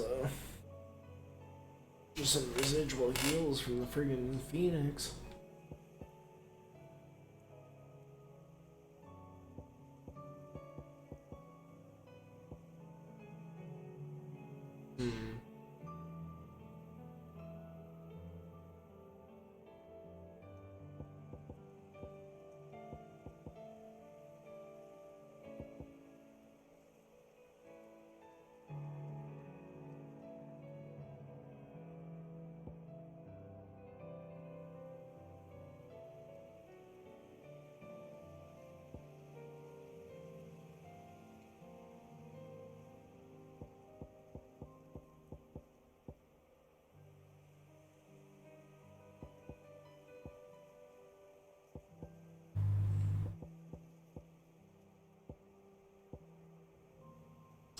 Yeah, to be fair, I'm not really too fond.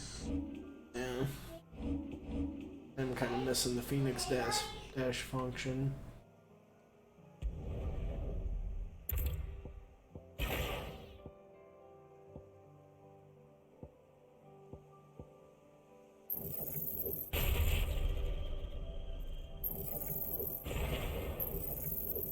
This one we can actually get to max pretty handily too.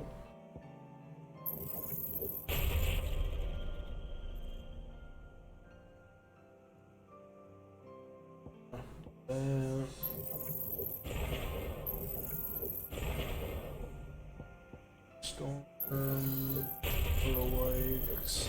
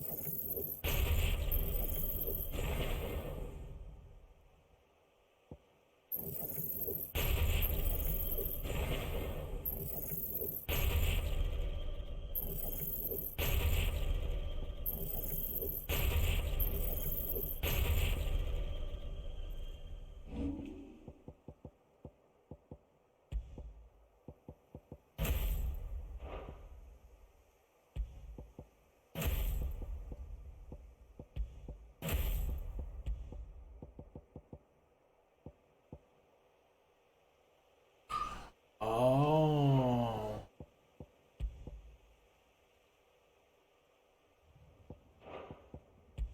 Master it? Yeah.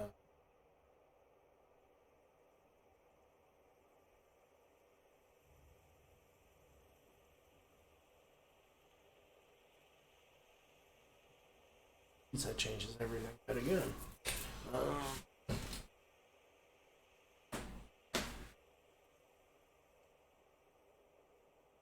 Yeah, the fact that it damages animals. Every time it came up, it's just some nice fucking health.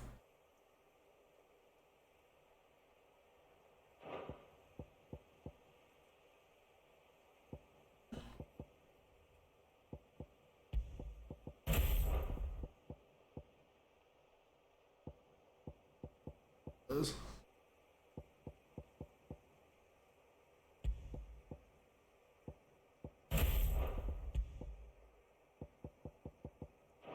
Yeah, the problem is she's not.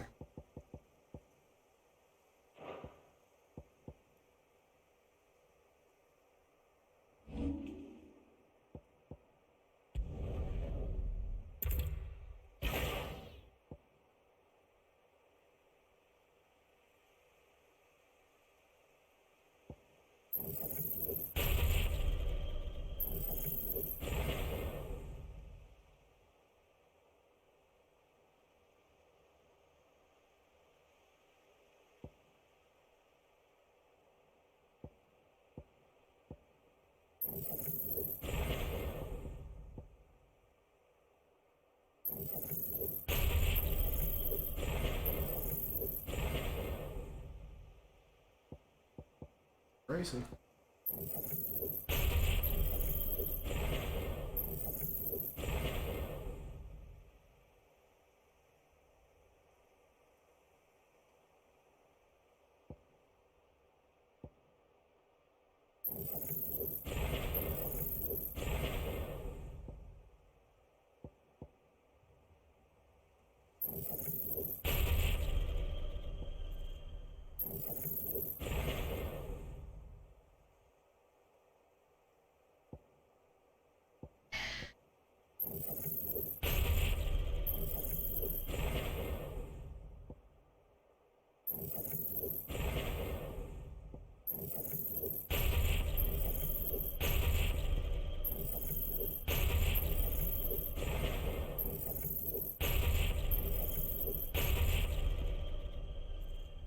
I suppose this is good for now. At least we can.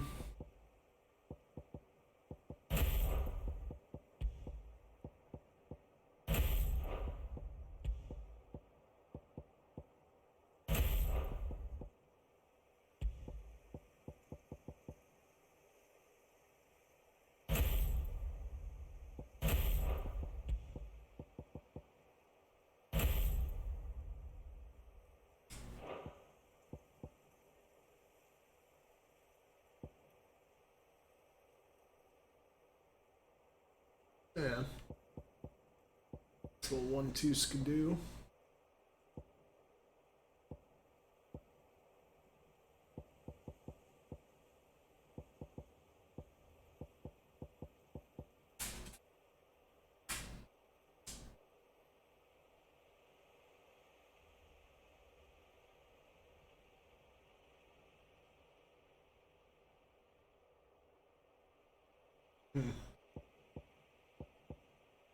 You know, that shit does sound good on paper. It does more damage. Like it procs when you attack them after you hit them with it, kind of thing.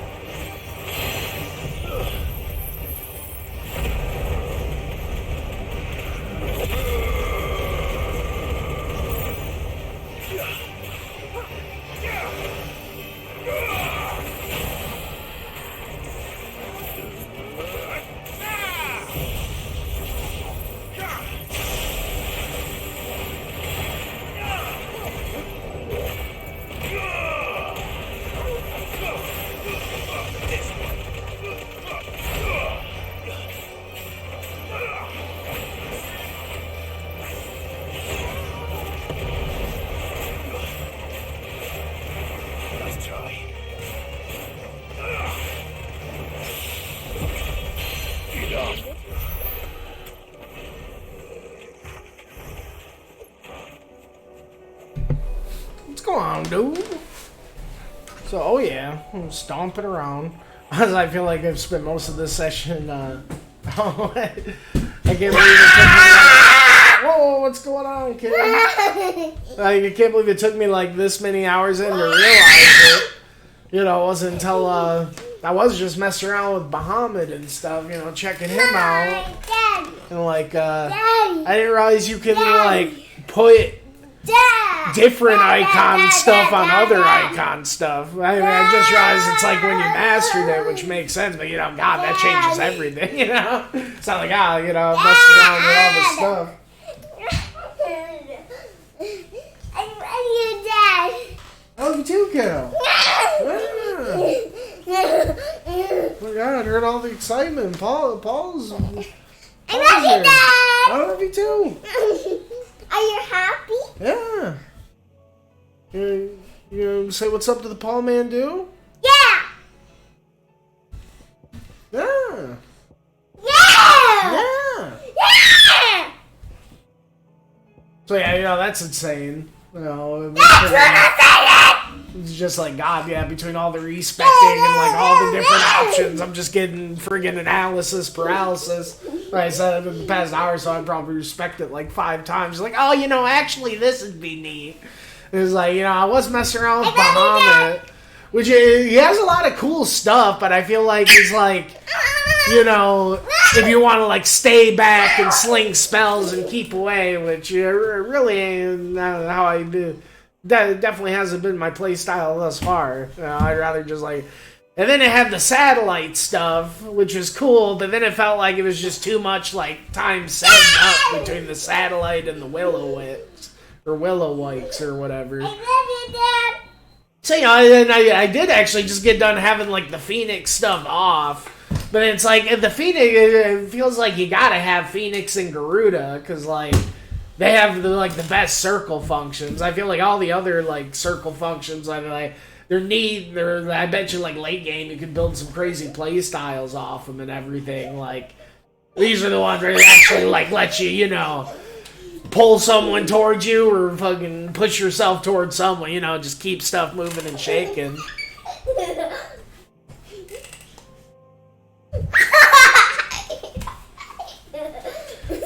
Cool, I did use it very... Yeah, exactly, that's what I mean, like, I experimented with the stuff a little bit, but, like... Yeah, I don't know, if I'm gonna do some spell stuff, I'd rather just use Ramuh, you know, at this point, so yeah, I'm just, like, back with Ramuh. But then, you know, one of my favorite moves is probably the, you know, this Raging Fist move or whatever. You like parry stuff. It's like basically Star Platinum from JoJo. You know, I lost my shit the first time I saw that thing. But honestly, it wasn't even until like 5-10 minutes ago I finally checked out the wind-up, and the wind-up's really cool too. So I was like, geez, it's kind of cool you can have like Garuda's function with, you know, those two, and...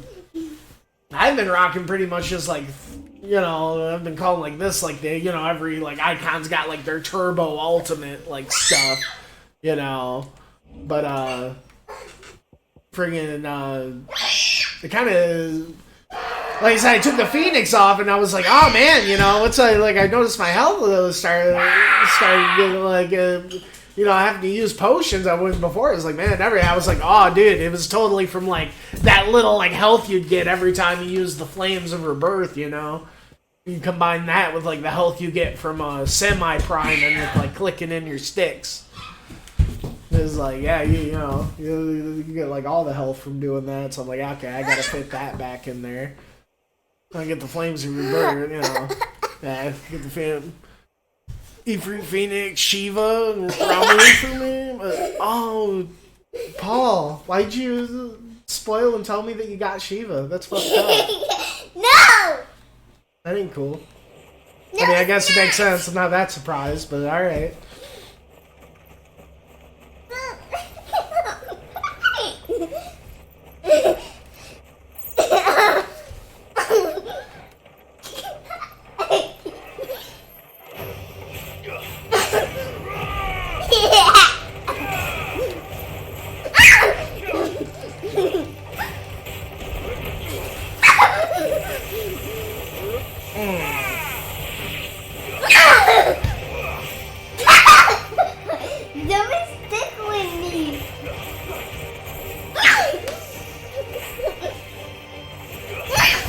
Yeah, I mean, it's alright, Paul, whatever. You just can't help yourself. I know you don't do it on purpose. You tickling me. At least I hope you don't, jeez. That'd be kind of cruel. Oh, God! Stop! Just friggin' headbutt me.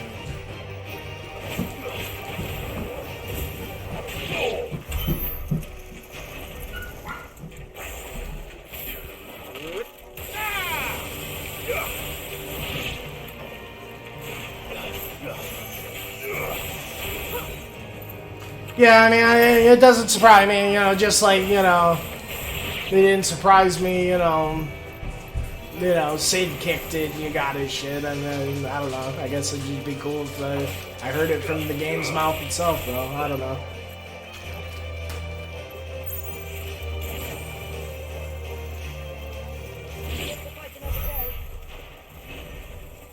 Yeah, I don't know.